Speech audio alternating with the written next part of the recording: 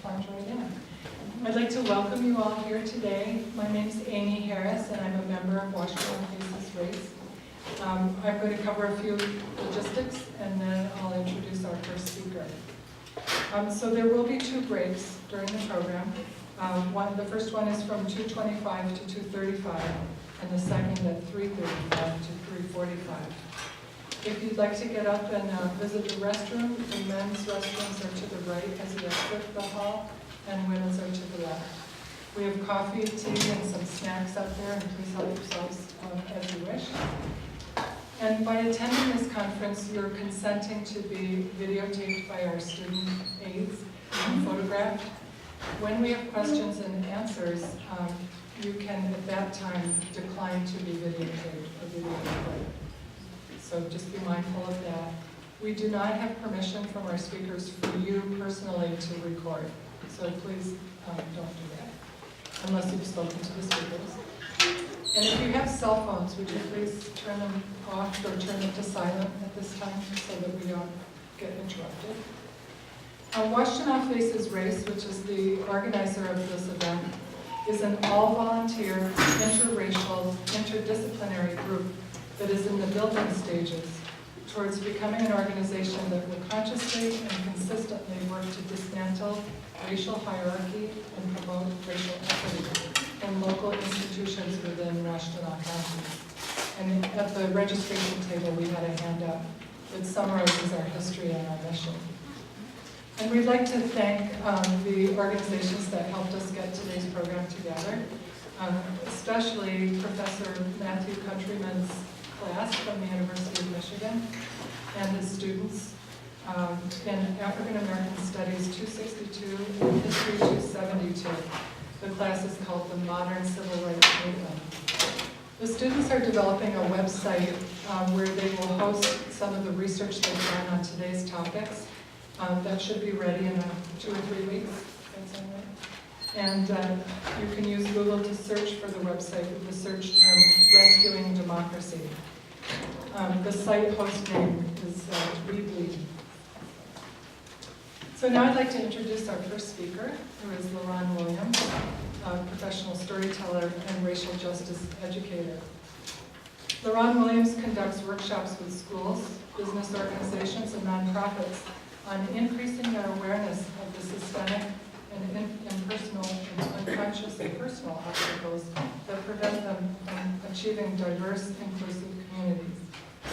His workshops are always informative, entertaining, and filled with opportunities for individual growth and organizational development. LaRon is also well known for his pronounced commitment to justice and peacemaking, a commitment made concrete through his involvement with the Racial and Economic Justice Task Force of the Ann Arbor-based Interfaith Council for Peace and Justice, and by his active participation on that organization's steering committee. LaRon is a founding member of Washtenaw Faces Race, and which, as I said, is an all-volunteer, interracial, interdisciplinary group that's focusing on racial justice in Washtenaw County. So I'd like to introduce LaRon.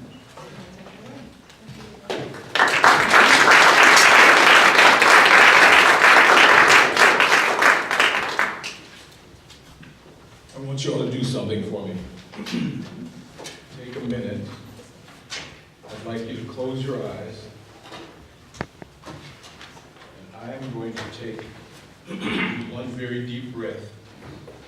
And as I take that very deep breath, I'd like you to take it with me. You should be able to hear me when I breathe in, because I'll do it loudly.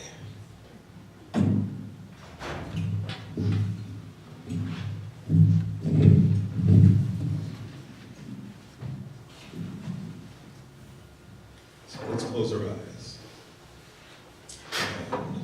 And breathe in.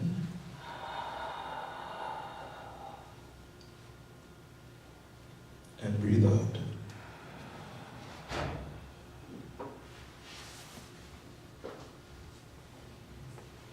And take just one moment. Kind of still ourselves.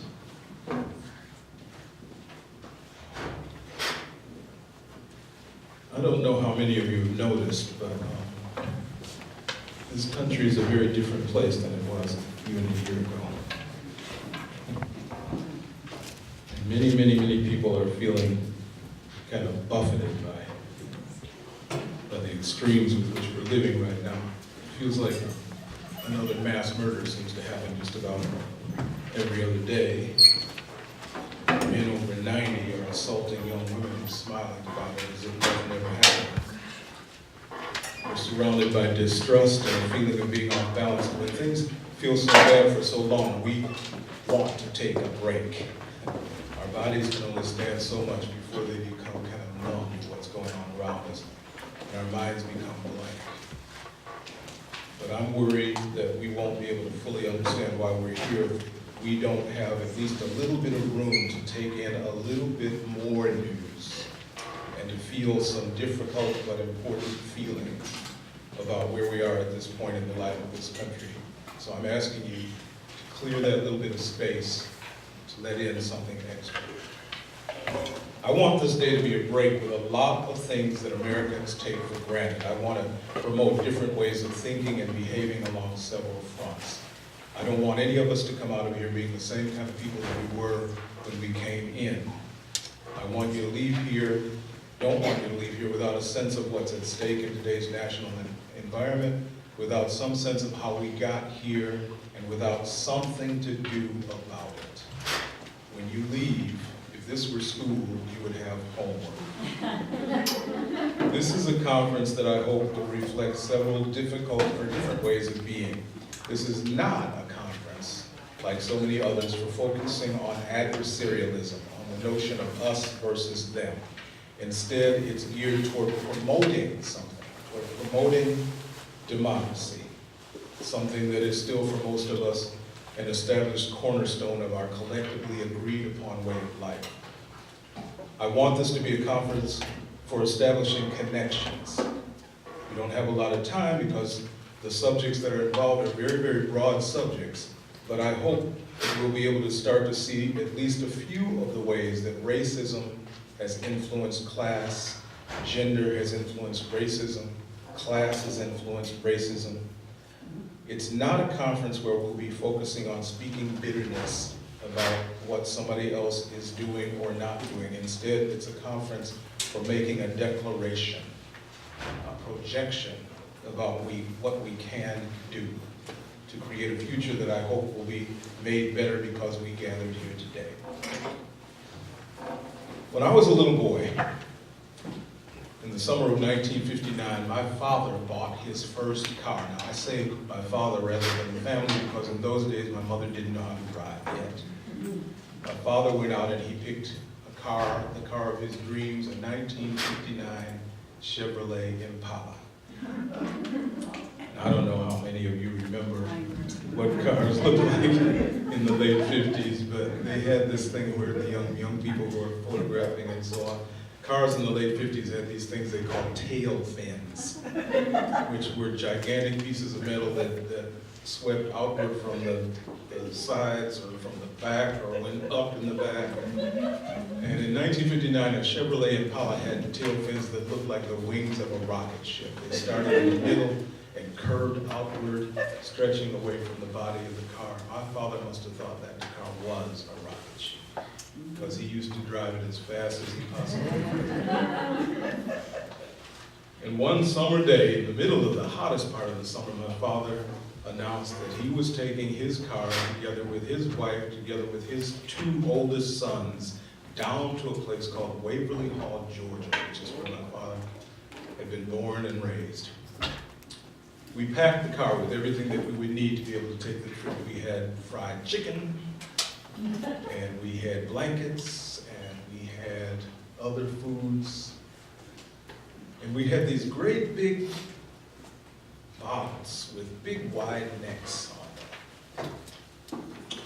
And in 1959, in the summer of 1959, it took us 2 whole days to drive down to Waverly Hall, Georgia. Now, if you know the trip nowadays, you can do it in what, 12 hours or so. But back then, there was no interstate freeway system. And it took us 2 days to drive down there. My father had to do all the driving, drove part of the night sometimes. We took all the things in the car, those big wide water bottles, etc., because in the summer of 1959, a black family traveling in the South didn't necessarily know where they might be able to stop to use the toilet facilities. We took all that food because we didn't know where we'd be able to stop to eat anything. When I got back home, after having seen what segregation and discrimination in the South looked like, I came back to my 3rd grade class with my teacher, Mrs. Harris. I'll never forget her. I put my hand on my heart and I said the Pledge of Allegiance, something that I did every single day that I can remember in elementary school. I pledge allegiance, like every other child in the city, to the flag and to the republic it represented, one invisible nation, as we used to say, with liberty and justice for all. Yeah. For a long time I said those words without knowing what I was saying, so that by the time I was 10 or 11 and old enough to understand what those words meant, I believed those words. Even at a time when I was living my life on the receiving end of the worst aspects of Jim Crow segregation, the worst cruelties, I said those words and I believed those words. At a time when neither of my parents had yet ever voted in any sort of political election, even after we did a trip to Washington, D.C., the capital of the country, and I and my family were refused service in a family restaurant. We were told that they didn't serve Negroes there, as if we were some sort of side dish. At a time when in the state of Alabama it was illegal for children's picture books to show images of black and white rabbits together on the same page, I said those words. Somehow, in spite of the severity of my life, the words of the pledge remained more powerful than my real everyday experience. I wasn't alone in that feeling. No matter what their individual experiences, most Americans have absorbed a fundamental sense of what this country is supposed to be about. And for the overwhelming majority of us throughout our history, no matter what our individual experiences have told us to the contrary, the big idea that we promoted was the idea of democracy. That all of us could claim that we went along with those ideas: free speech, fairness, equality, liberty, and justice for all. In the 1950s and the 1960s, the centuries-long freedom struggle that African Americans had already been waging led to a larger social movement to expand democracy to be more inclusive. This didn't only apply to my ideas about democracy, what we were doing. Like most of us, like a lot of us participating in that freedom movement, I also learned to think of the entire U.S. constitutional system with its checks and balances and its voting in elections and its Bill of Rights as something like a law of nature, like gravity or hunger or the forward motion of time. It was impossible for me to imagine that American democracy might ever fail. To me, it was unchanging and automatic and would always be there to protect Americans against any internal authoritarian threat. My parents couldn't vote, and yet I still believed those things. Democracy has been a powerful force throughout our history, a powerful direction toward which to move.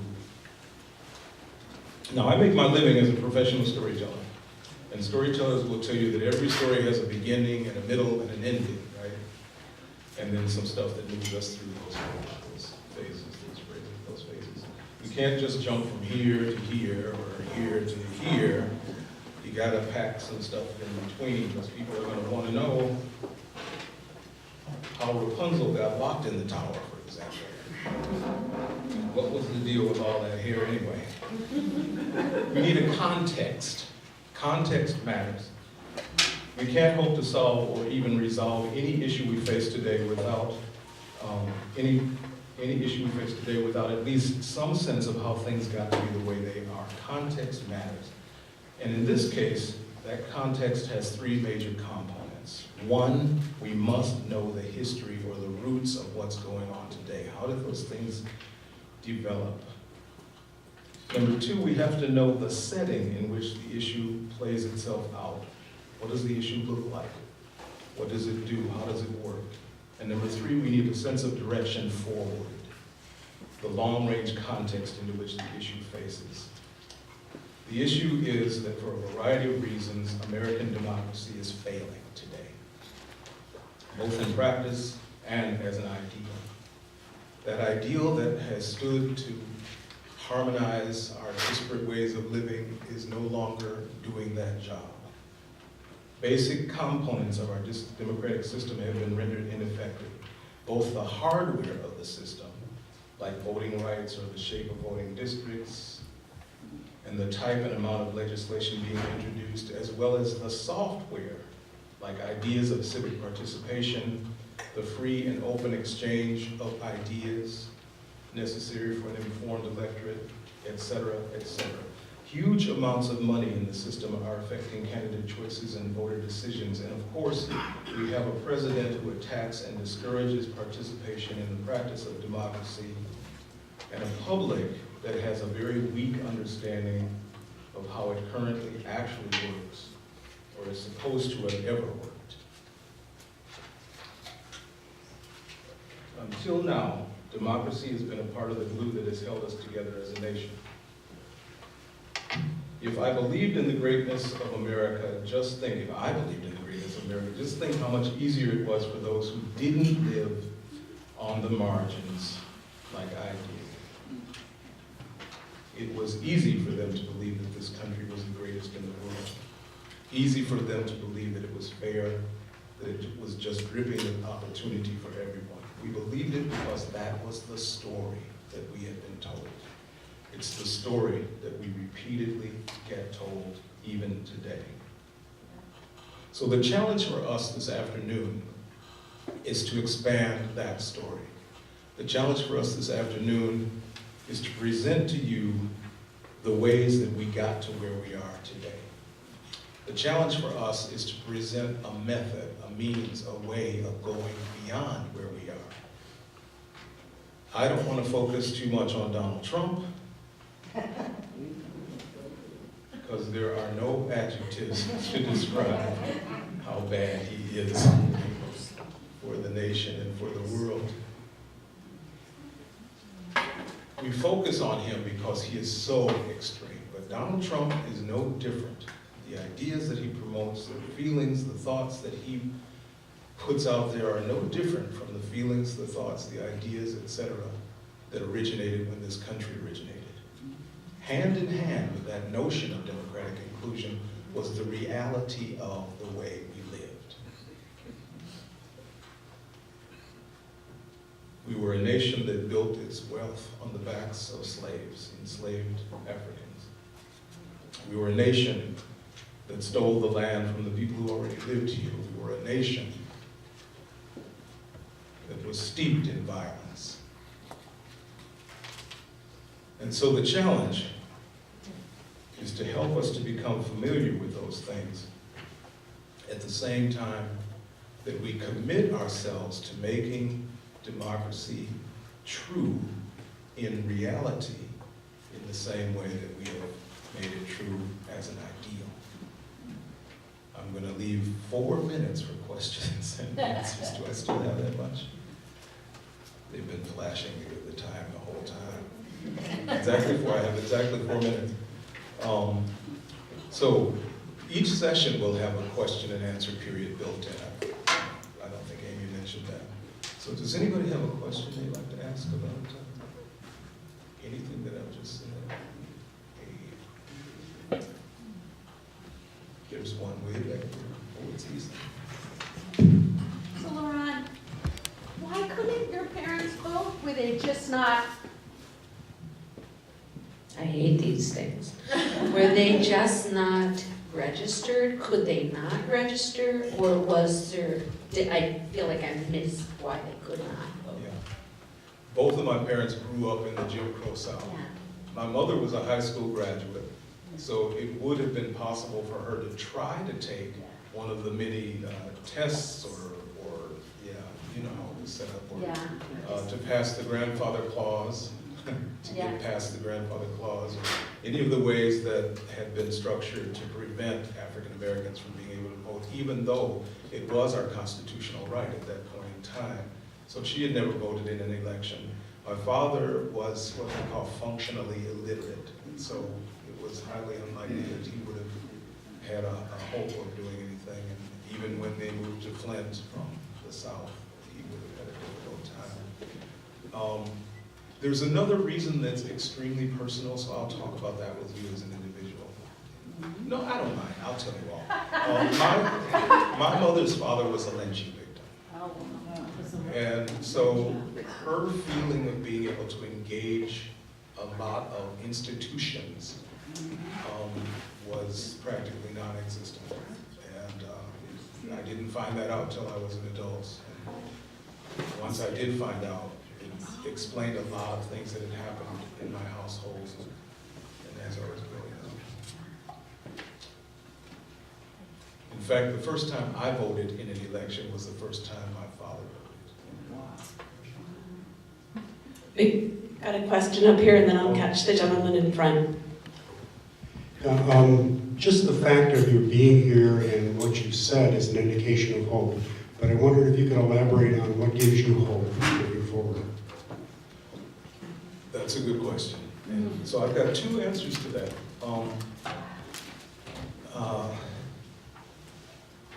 There are hundreds and hundreds of, I won't call them small because some are not so small. Do you remember right after Donald Trump was elected, the very next day, there were huge marches all over the world. Now, those things came and they went with incredible rapidity if you only follow the news media. But if you follow something like Southern Poverty Law Center's reports, or if you read Yes magazine, then you'll know that those kinds of things are happening all the time. They've not ebbed, they've not given up, they've not quit, they've not gone away. They're happening all the time. So I take hope from small things like that, and from this gathering, for example. However, my hope in those small things is very much outweighed by the difficult job that I see in front of us. The media is stacked, the money is stacked in the wrong direction. So what I go by instead is faith. And you've actually cut into some of what I wanted to end this. I'm the final speaker as well. We're going to talk about faith. Faith as the way to propel us forward. And when I say faith, I'll explain it when we get to it. They're telling me I have 1 minute and probably have about 10 seconds now.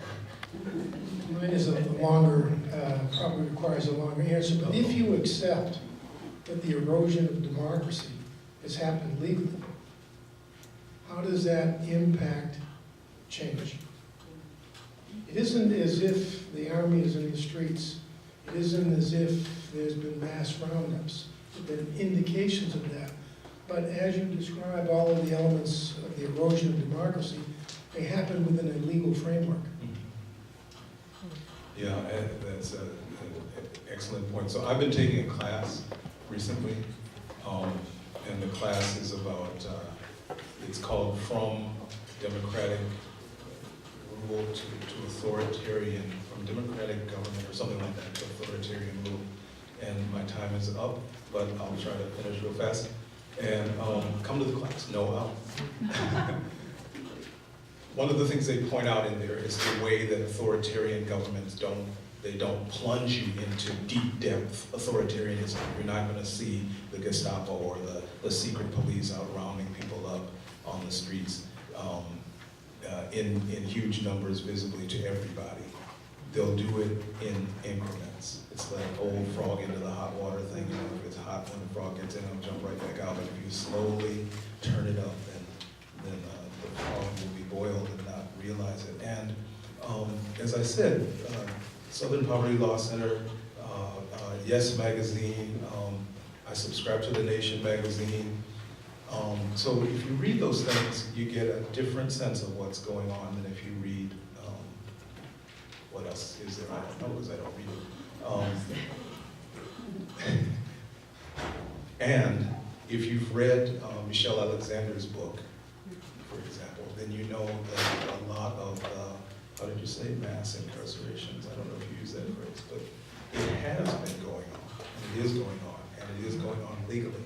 So the approach that you can take is, there's a multifaceted approach, one of which is to address the legalities that are being either stretched or thwarted, or Peter can talk about this more when he gets up. And I'm out of time. So thank you all. I'll see you in a little while.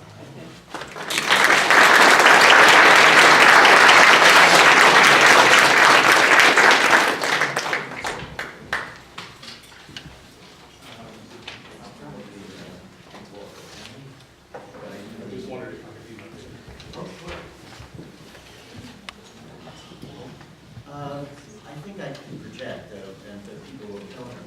And I believe you have first. Oh, okay.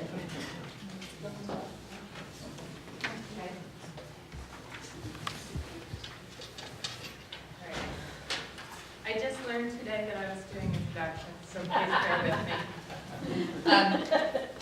Okay. So, I'm introducing Professor Brick, Howie. Okay. Howard Brick is Lewis Evans Professor of History at the University of Michigan. He is author of Radicals in America, the U.S. Left Since the Second World War, with Christopher Phelps in 2015, Transcending Capitalism, Visions of a New Society in Modern American Thought in 2006, The Age of Contradiction, American Thought and Culture in the 1960s in 2000, and Daniel Bell and the Decline of Intellectual Radicalism in 1986. Work in progress includes a study of how global decolonization in the mid-20th century recast theories of world history. Please welcome Howie Brick.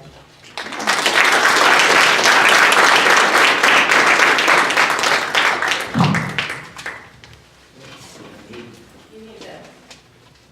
Well, do I need the mic? Yes. Yes. Okay. We got a lot of old people. Okay, here we go. Thanks to Washtenaw Faces Race for inviting me here today, and in particular to Janet Nord and Laurent Williams, and all of you for being here. I was asked to speak on the meaning of democracy in the early years of the United States. So that's my title, The Meaning of Democracy in the United States, 1787 to 1877, and I'll have a brief epilogue to 1877. First, I'd like to suggest how Americans in our time might typically think of what democracy means. Here I've cobbled together a few key elements about what I think is more or less a common conception. And it begins with the notion of popular sovereignty. That is, that legitimate government rests on the consent of the governed, or in the opening words of the US Constitution, that government depends on the will of we the people. So that's a very basic proposition. Secondly, I think we assume that the will of the people, we the people, is expressed primarily by means of universal suffrage, everyone's right to vote, with minimal conditions, say age of 18. I think we tend to think that the notion of democracy includes the idea that all of the people enjoy equality, and that might be understood as equality under the law, meaning that no individual or groups of individuals possess special privileges in civil and political rights. It may include a notion of equality of opportunity, and perhaps even what the French observer of the United States in the 1830s called equality of conditions. I'm going to come back to what equality of conditions might mean, what it might imply, or what it did or did not imply for Tocqueville and people of his age. And then finally, a notion that all individuals, or at least as citizens, enjoy personal freedom or autonomy guaranteed by constitutionally protected rights. So I think, I hope that sort of rounds out a very generic sense of how I think people would define democracy today.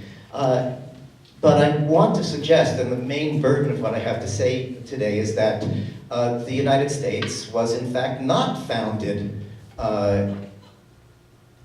as a democracy. That very concept was in fact not either really available or affirmed by the founders. By the founders, I'm talking about the leaders of the movement for independence, and then secondly, the leaders of the Constitutional Convention of 1787. The word democracy plays almost no role in their language of that time.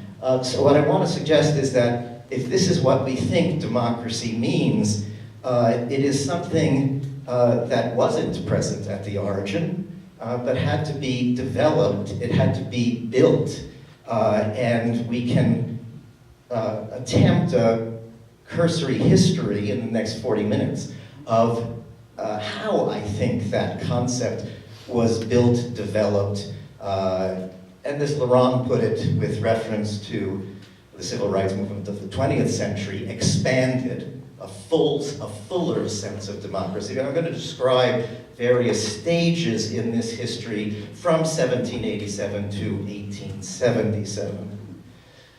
So there's my main point. That definition of democracy was not widespread and only emerged over time.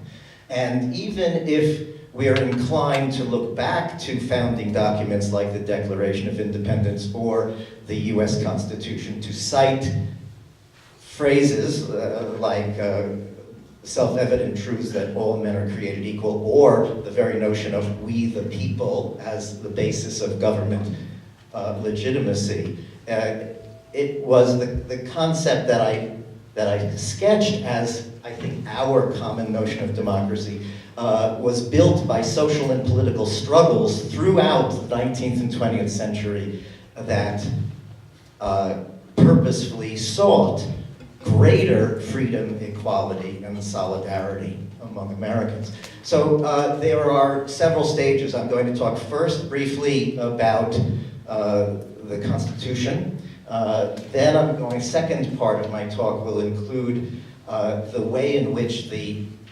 word democracy came into use in American politics, which in fact was only after 1800. Thirdly, I'm going to talk about as that term, that concept, or rather that just simply that rhetoric developed further in the antebellum period, that is before the Civil War, up to the 1840s, let us say. And then the third section will be on the movement toward a fuller democracy, which I identify with the end of the Civil War, emancipation, and radical reconstruction. That period in the former Confederate States from 1867 to 1877, when in the wake of the abolition of slavery, there was an attempt at building an interracial democracy. And my argument will be that in very large proportion, our notion of democracy was a product of those struggles, or what the great historian and sociologist W.E.B. Du Bois called in the 1860s and 70s abolition democracy, which, however, was, of course, brutally set back in 1877. So when I say that the concept of democracy was not widely bandied about or affirmed by the founders at the Constitutional Convention, we have to recognize that the founders thought politically in terms inherited from Britain, that the best government rested on what was called a mixed constitution. So this is a manner of thought that actually has some basis in ancient political philosophy, Greek and Roman, and then revived, especially in the period of the Italian city-states of the Renaissance period. But the basic idea of a mixed constitution was that a society or a government was most stable when it mixed different principles of rule. And it was to mix the rule of the rule of the few, and the rule of the many. And in political philosophy, they were identified as follows. Obviously, the rule of the one would be the principle of monarchy. The rule of the few would be the principle of aristocracy. And the rule of the many was called democracy. But these were to be mixed and balanced against each other. So if we imagine mixed constitutions of Britain, we are familiar with, in Britain, the one is represented by the king, the few represented by the House of Lords, and the many by the House of Commons. And in a very simple analog, the Federal Constitution of 1787 provided for, likewise, a balance of the one, the few, and the many. The one would be the power of the presidency, presumably symbolically standing for the whole of the nation. The Senate was the rule of the few, that is intended to represent an elite few who presumably had the capacity for wise leadership. These were to be people who were well-born and educated and appointed by the legislatures of the states. They were not elected by popular vote. And the third, the House of Representatives, would be the rule of the many, comparable to the House of Commons, elected by a fairly widespread suffrage, presumably.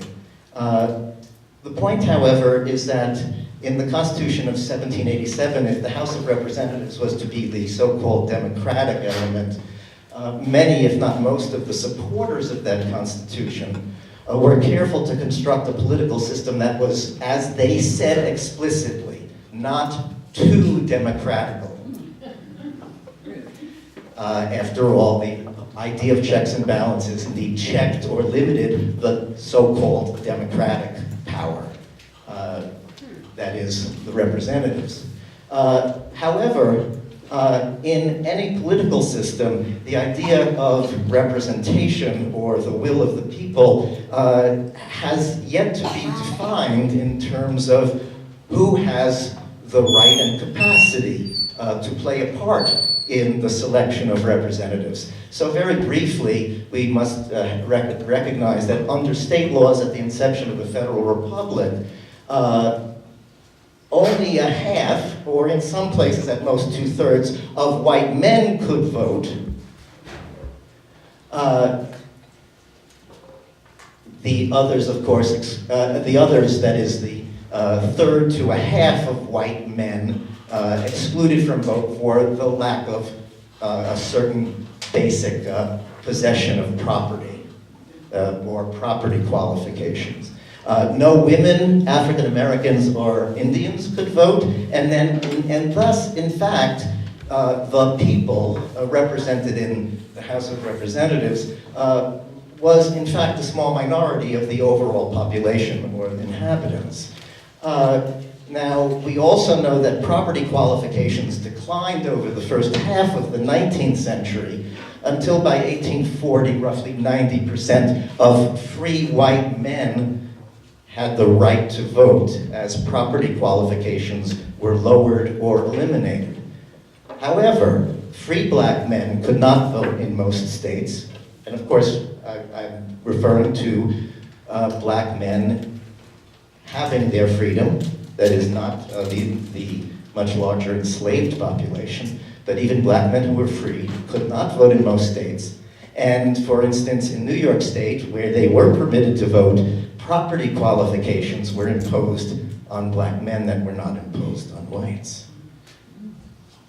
So my main point then is that democracy as we understand it today was simply not part of the language of the founders, at least in the sense of defining the whole political order. The political order was a republic in which the element, the democratical, was checked by other principles of rule and decision by the few and the one.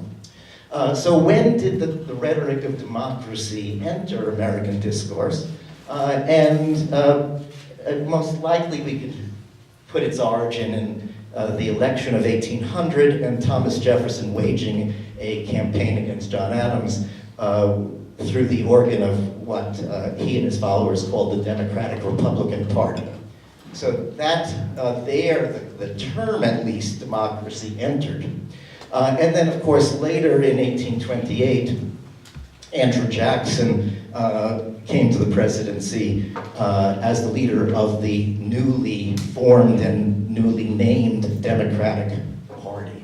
So the term then was coming into use. We still haven't yet talked about what it actually meant, but another indication of how by this time people were starting to think of the United States not simply as a republic but as a democracy. In terms of the language that they used, we can refer to the famous writing of the French visitor Alexis de Tocqueville, who traveled in the United States and published 2 volumes describing how he understood American society as democracy in America. That was the name of the book. Another element that led to the more frequent usage of the term democracy was simply the rise of party politics. And that, while we can refer to Thomas Jefferson's Democratic Republican Party in 1800, it really stems from the Jackson Democratic Party, the competitor party it faced in the 1830s, the Whigs. Party politics meaning a very avid competition between different slates of candidates at election time. And we know that from that time on, elections became occasions to stir popular enthusiasm. So that very fact of parties competing and rousing their supporters in public gave another impetus to the idea of a democracy in which the people actually play a part. This, of course, is a rather amusing cartoon, actually from 1880, which shows how the parties at election time frequently had vigorous and boisterous parades of their supporters, including rousing the children of party faithful to come out and march. So again, this would give the impression of some growing democracy in the sense of the people, broadly speaking, engaged. But let's think a little bit more carefully about what the term may have meant in the 1830s and 40s. Again, to refer to that French visitor, Tocqueville, he described democracy as a political system founded on what he called equality of conditions.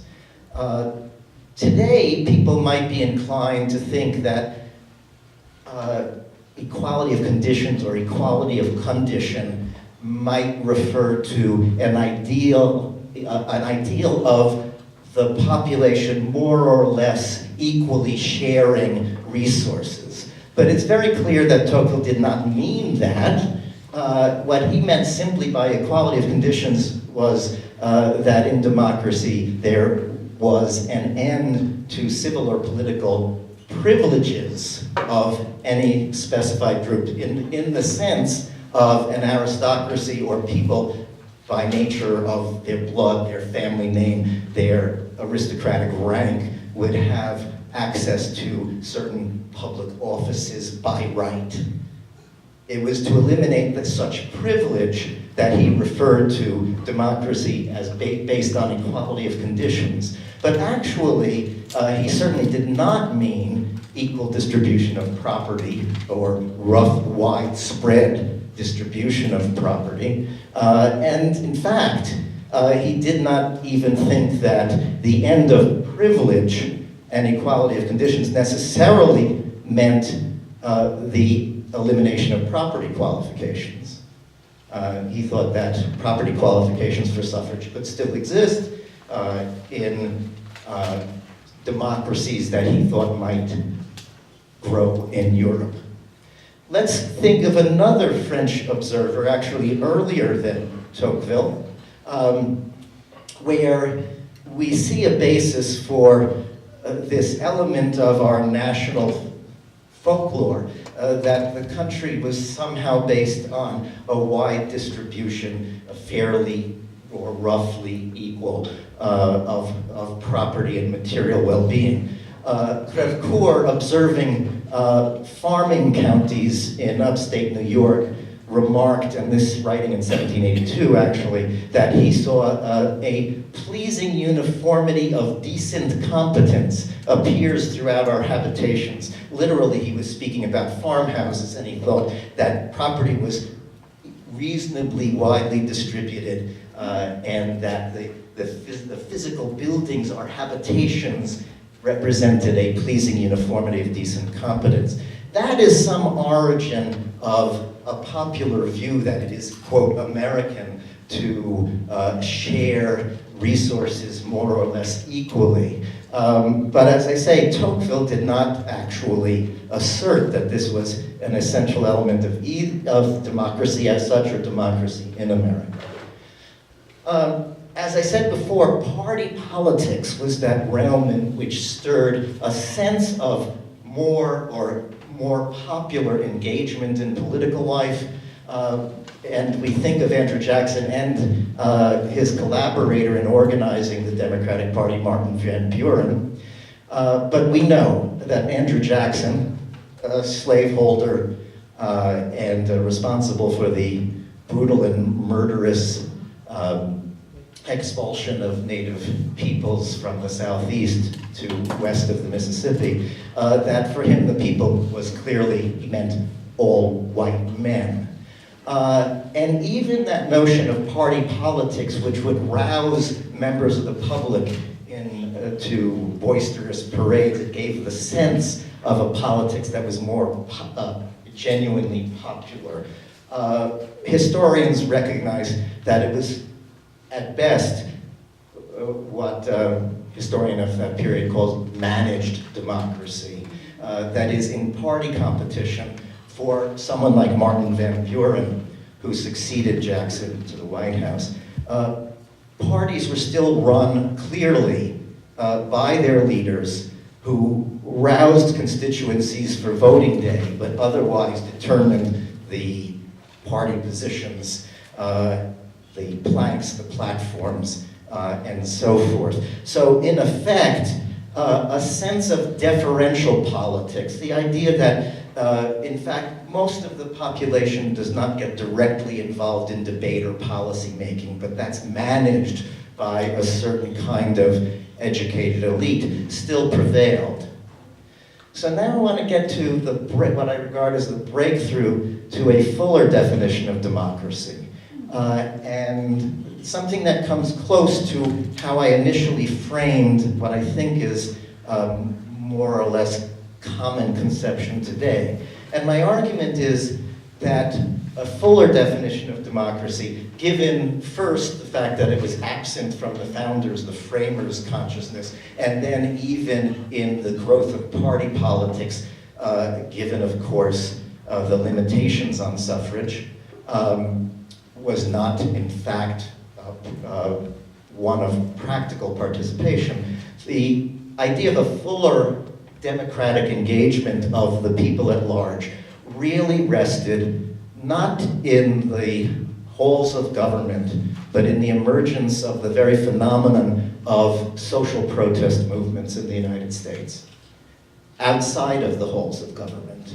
And these, I think, are the most significant are three, and they all start up around roughly the same time, circa 1830 into the 1840s. And I'm speaking specifically about abolitionism, circa 1829 and 1831.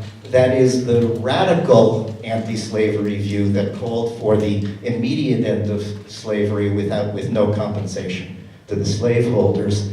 Secondly, working men's agitation, also picking up right around that time, 1829, the New York Working Men's Party was formed, which does agitate for a redistribution of wealth and equalization of resources among the broad populace. And thirdly, women's rights, specifically the demand for women's right to vote, which begins in 1848 at the famous Seneca Hall's Convention, Women's Rights Convention. And we know that to a certain extent, these movements, to a certain extent, were linked together and overlapped and combined, though never faultlessly by any means. But the example of the manifestation of the way they overlapped would be the role of the great black abolitionist Frederick Douglass, present at the 1848 Women's Rights Convention, endorsing women's right to vote.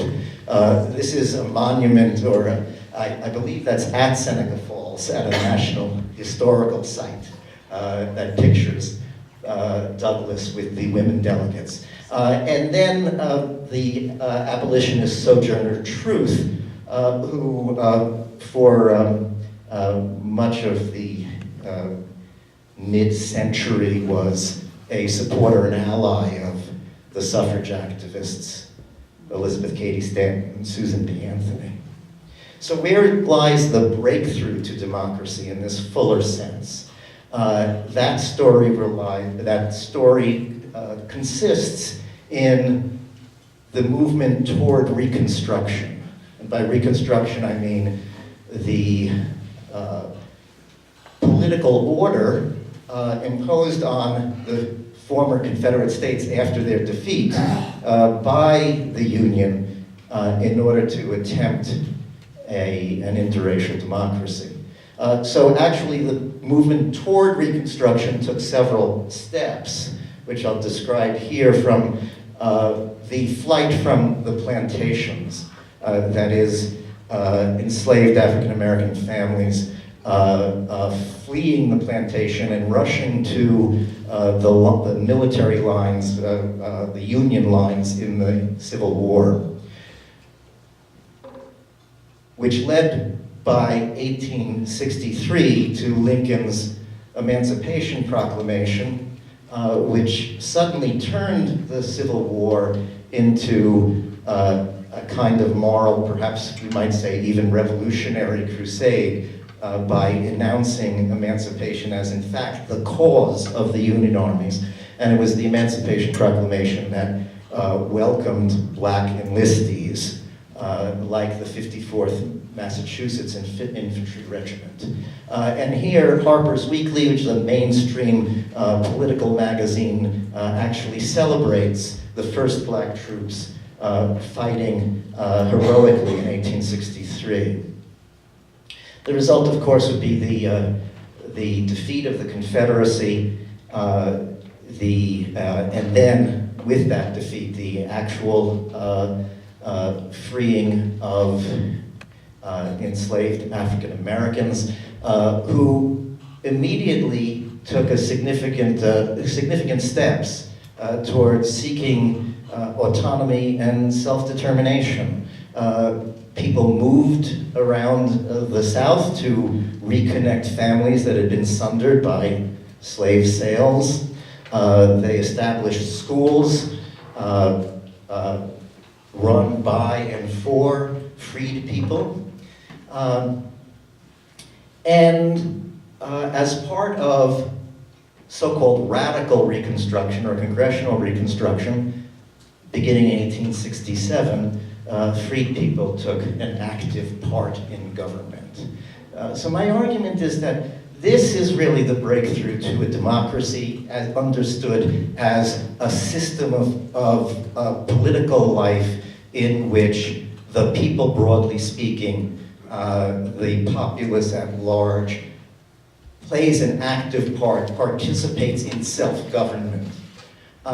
And W.E.B. Du Bois, in his book, Black Reconstruction in America, defined this particular constituency in American politics, because it was a special constituency, that it was the linkage between active abolitionists and the most radical Republicans, to advance a concept of democracy that was based on abolition and interracial participation.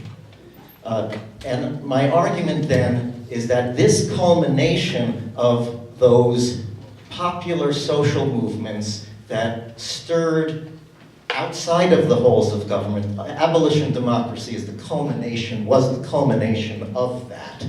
And it meant that freed people were granted the right to vote. I should say freed men.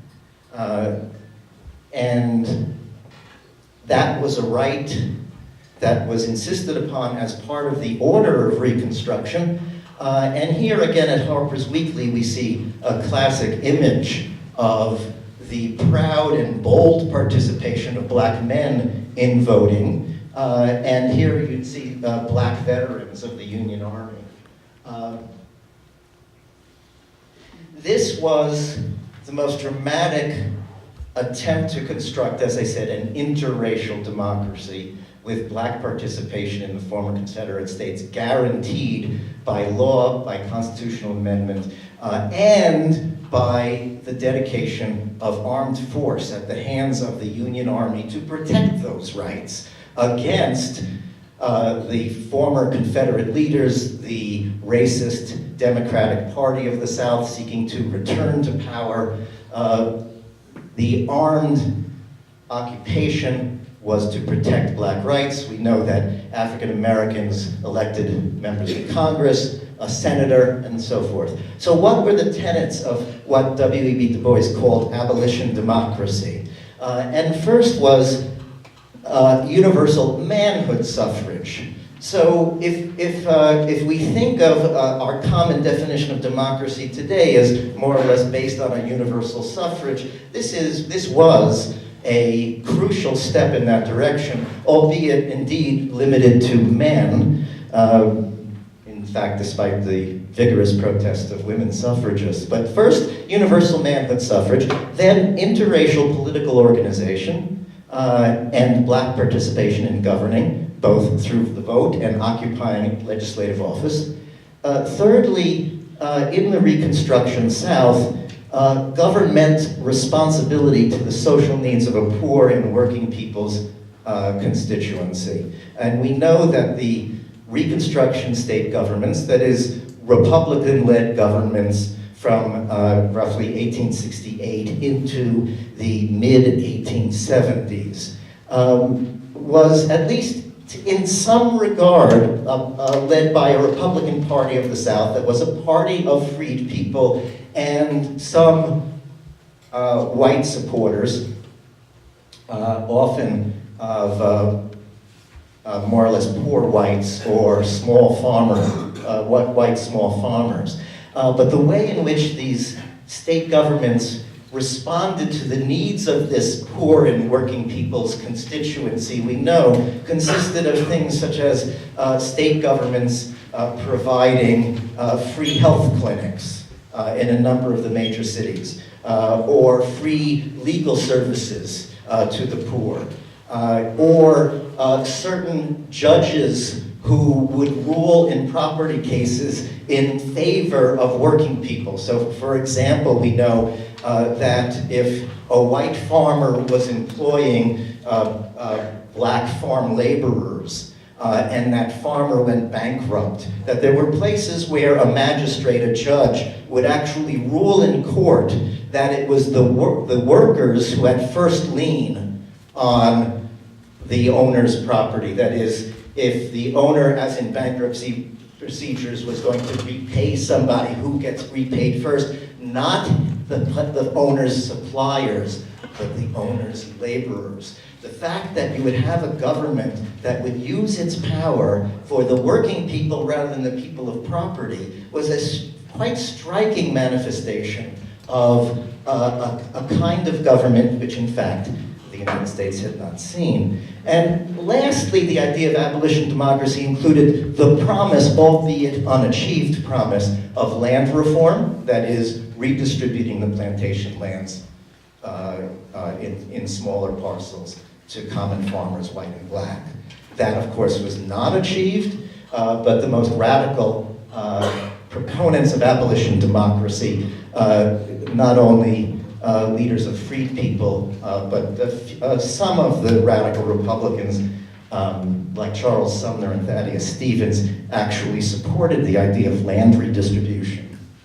So it seems to me that at this point, we saw a move beyond formal popular sovereignty, that is, the general philosophical idea that government takes its legitimacy from the consent of the governed, to something more practical as Lincoln put it in the Gettysburg Address, government of the people, by the people, and for the people, which I would interpret in the following way. That is, government not only represented the people, but government was based on the exercise of popular participation.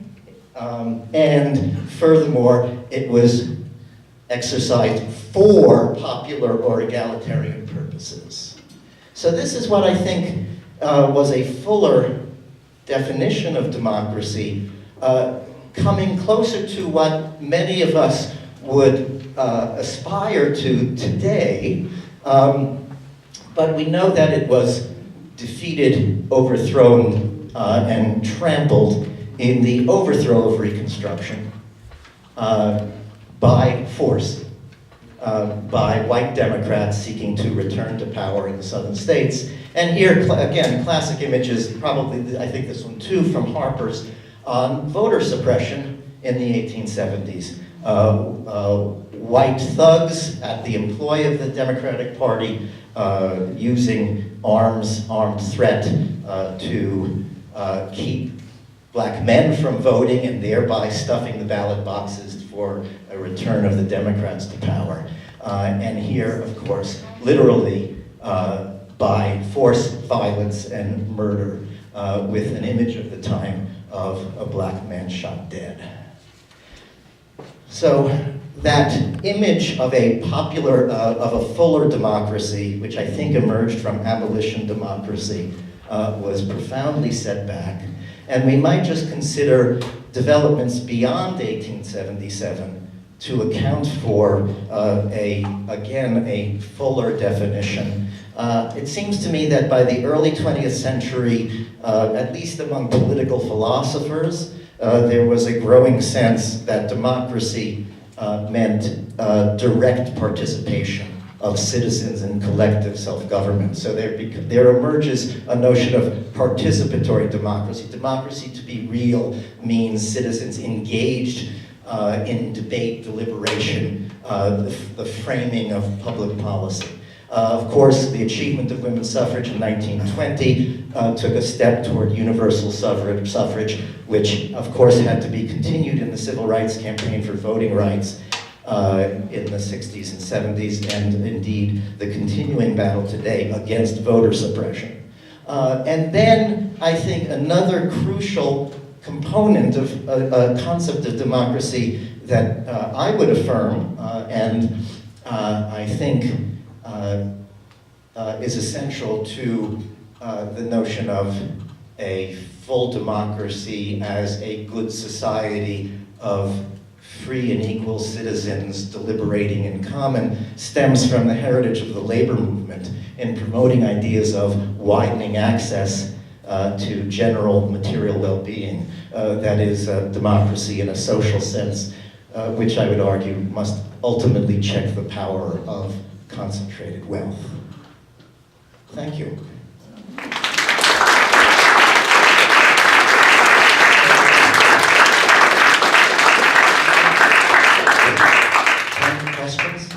And is someone keeping time for the whole session?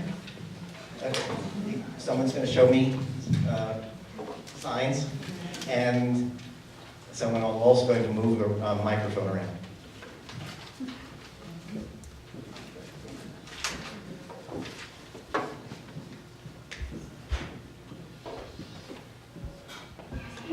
Thank you, Howie. I am. Yes, democracy. Would you say something about the Bill of Rights,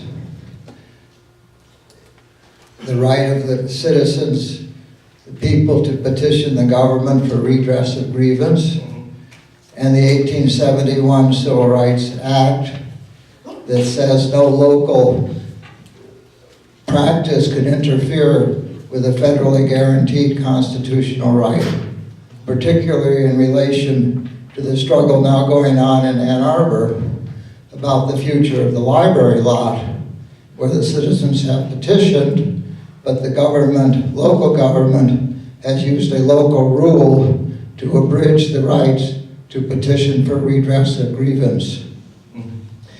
Well, certainly when I sketched out what I suggested might be a fairly widespread common assumption, definition of democracy today, my point was a sense of personal freedom guaranteed by government according to rights, and of course thinking of the Bill of Rights,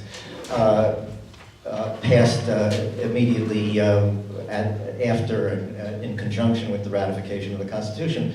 I mean, I think initially intended mainly to limit the power of a federal government that the Constitution itself had made much stronger than the prior arrangement under the Confederation.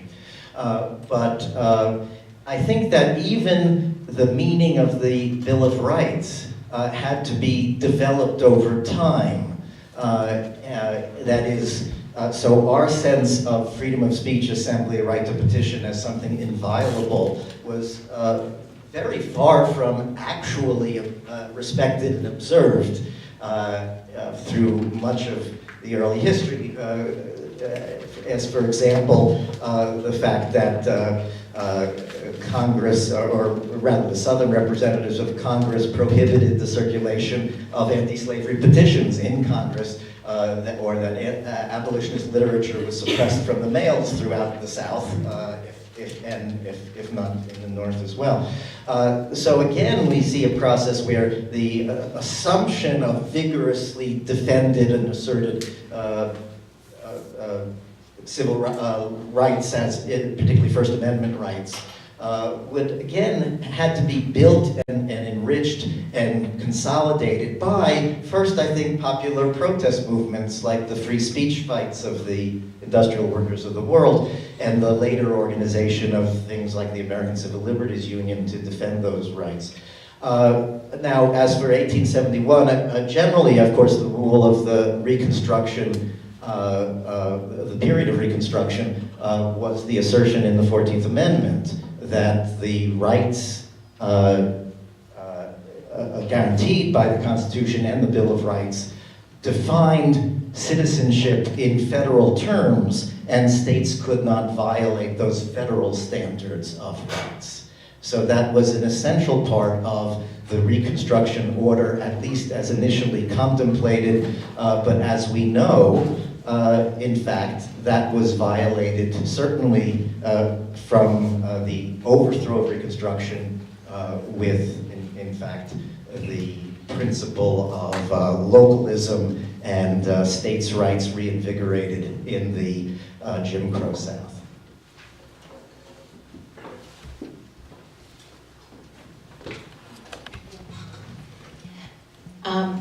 From the way you're describing the development of the understanding of our government from the Constitution to now. Well, our conception of democracy, ideally. But the point is that we keep hearing, particularly from the Supreme Court, the strict constructionism, that you go back to the original intent. But the original intent has nothing to do with where we are. The words don't mean the same thing. The understanding of government and the people don't mean the same thing. So that speaks to a need to stop. I think the Constitution is amazing development, but it's not a holy grail in and of itself. That we have changed our understanding, and we have to allow the laws to change with that. Yes, absolutely. And my whole argument would be the norms that we assert, of course, are norms that are constantly struggled over. I think what Laurent was talking about at the beginning, his understanding of a republic of free and equal citizens, is, however widespread we might think of that notion, we know, in fact, that there are contending political forces throughout the history of the nation. Well, we've never had it, but in fact, we know that there are strong political forces that do not want to go in that direction. My argument is that the norms that we have, and I think many of us here would affirm as a widespread democracy of participation and self-government,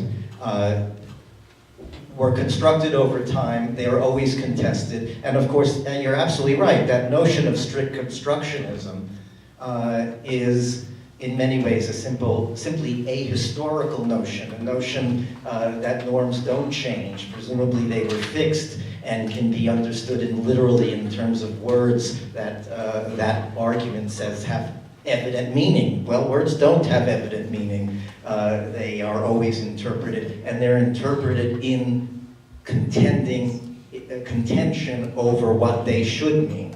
And that, I think, is the actual history of the concept of democracy. There?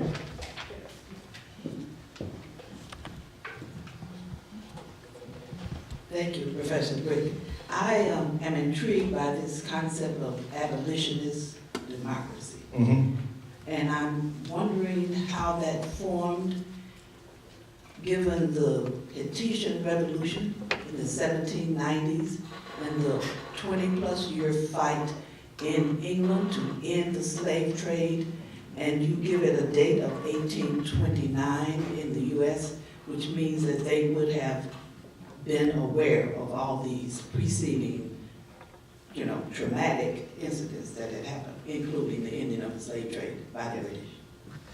Yes, absolutely. Now, I noted 1829 to 1831 to commemorate two salient events. 1829 is the date in which the free black man David Walker published his appeal to the colored citizens, to the colored people. And David Walker's appeal in 1829 denounced slavery as, in his terms, expressed fully in terms of Christian ideals of the equality of souls. Furthermore, the idea simply that it was an abomination and had to be eliminated in a way that he justified slave resistance and slave rebellion. So that's 1829. And 1831 is the founding of William Lloyd Garrison, the white abolitionist's paper, The Liberator. But the things that you referred to are actually, in fact, absolutely central. So the Haitian Revolution, coming to completion in 1804, established really the most successful slave rebellion in world history and the first black republic. There's no question that American slaveholders and their political supporters reacted with great fear about what the Haitian Revolution, what influence or how it might be echoed in North America.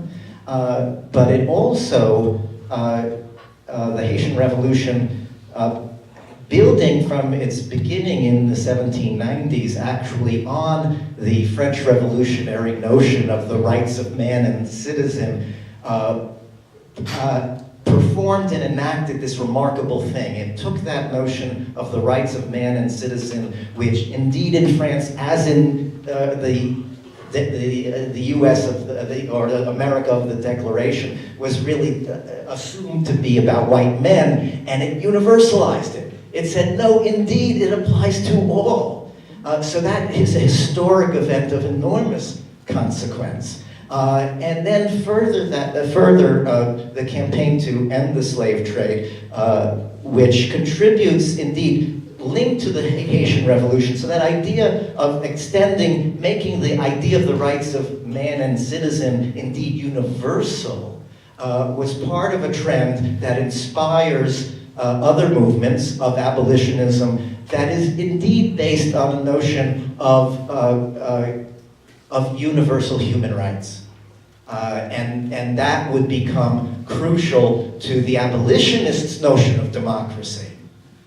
And the abolitionist notion of democracy really was transnational. They believed in democracy in a sense beyond anything that existed in the United States, in sympathy with the revolutions of Europe trying to establish democratic republics there, and this deep conviction by the mid-19th century that what the future held was a democracy of self-government based on universality.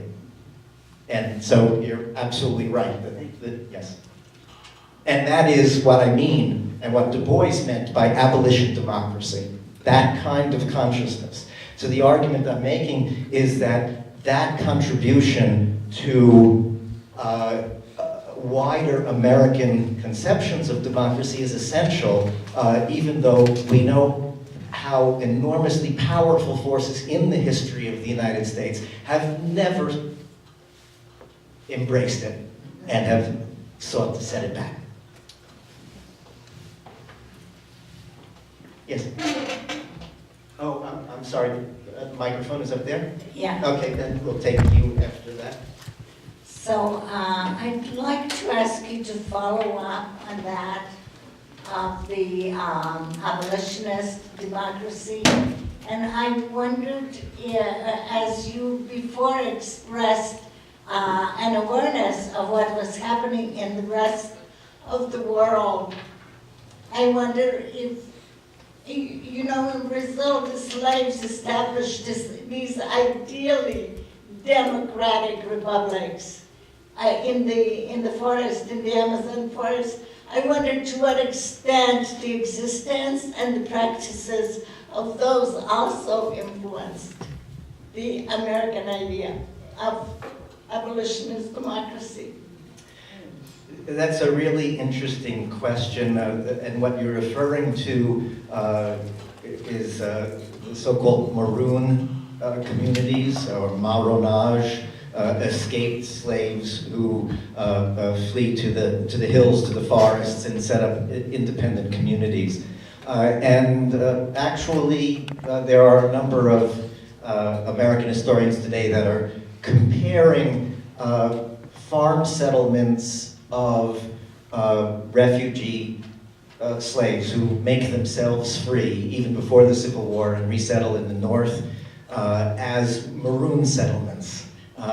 Centers of concentrated black autonomy. So I think that's a question that is beginning to attract a lot of historical attention, yes.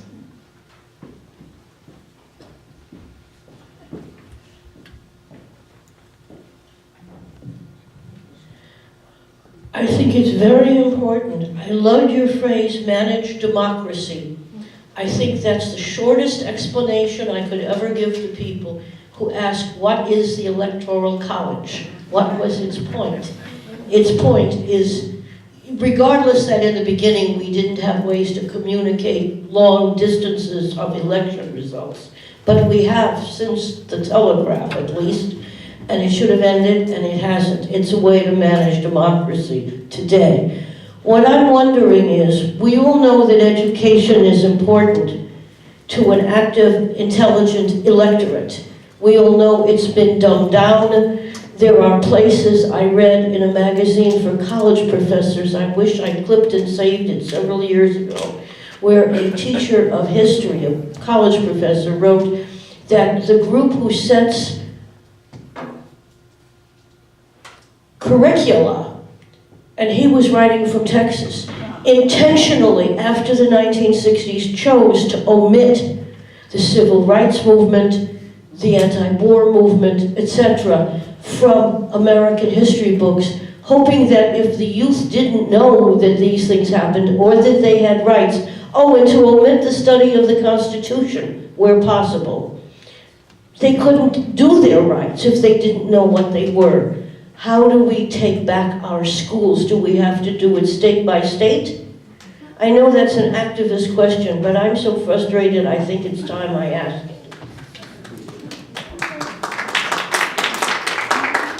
I don't work in educational policy or strategy, so I certainly agree with you, but I don't know the answer. What I can say is that when students come to the university, we faculty are commonly struck by how little is known about the civil rights movement or about Black Reconstruction. And I think when we were talking with students of Professor Countryman here, you were saying some of the same things, that you discovered things about this history that simply had never been mentioned in high school curriculum. So I think that basically you're quite right.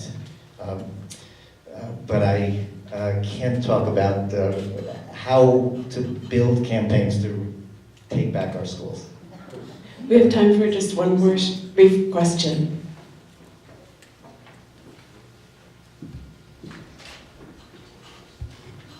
Isn't it after the abolitionism that the white women realized that they didn't have the right to vote? So by helping the African American in getting the right to vote, then they discovered they didn't have this right to vote, and that's what I was told. I don't know how much of an impact it has for a more complete democracy where women also had the right to vote. Well, yes.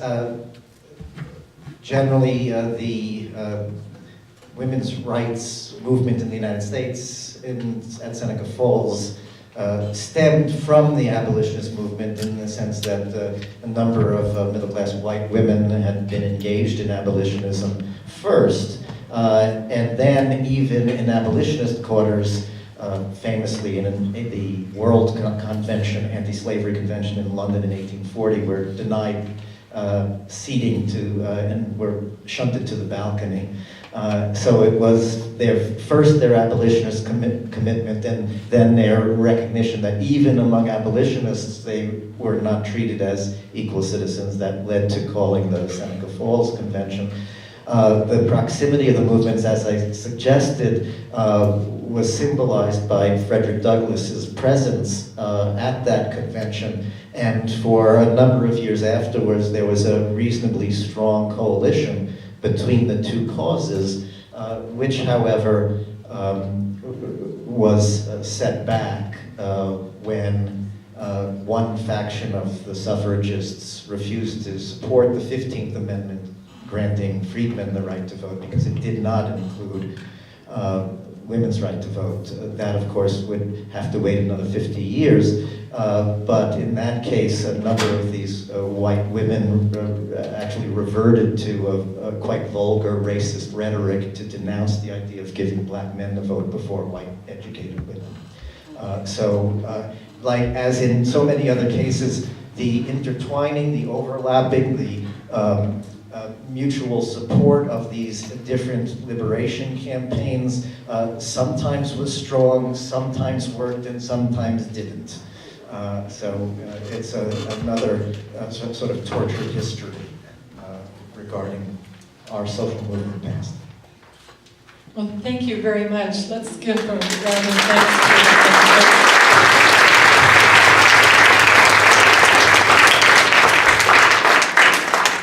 We're going to take a break now and reconvene at 2:35. As far as I know, there's still refreshments out in the hallway. If you're looking for it with our next speaker. did kind of relate. You know,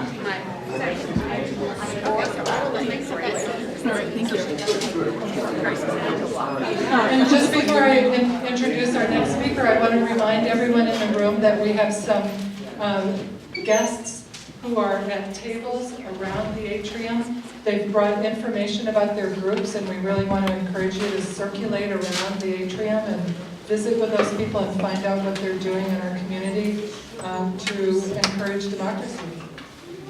So now I'd like to introduce Peter Hammer. Peter Hammer is a professor at Wayne State University Law School since 2003. He's the director of the Damon J. Keith Center for Civil Rights. The Keith Center is dedicated to promoting the educational, economic, and political empowerment of underrepresented communities in urban areas, and to ensuring that the phrase equal justice under law applies to all members of society. Professor Hammer was instrumental in editing and compiling Judge Damon J. Keith's new biography, Crusader for Justice, Federal Judge Damon J. Keith, published in 2013. Professor Hammer has become a leading voice on the economic and social issues impacting the city of Detroit, and has added new courses to the law school curriculum on race, law, and social change in Southeast Michigan, and Reimagining Development in Detroit, Institutions, Law, and Society. Please join me in welcoming Peter Hammer.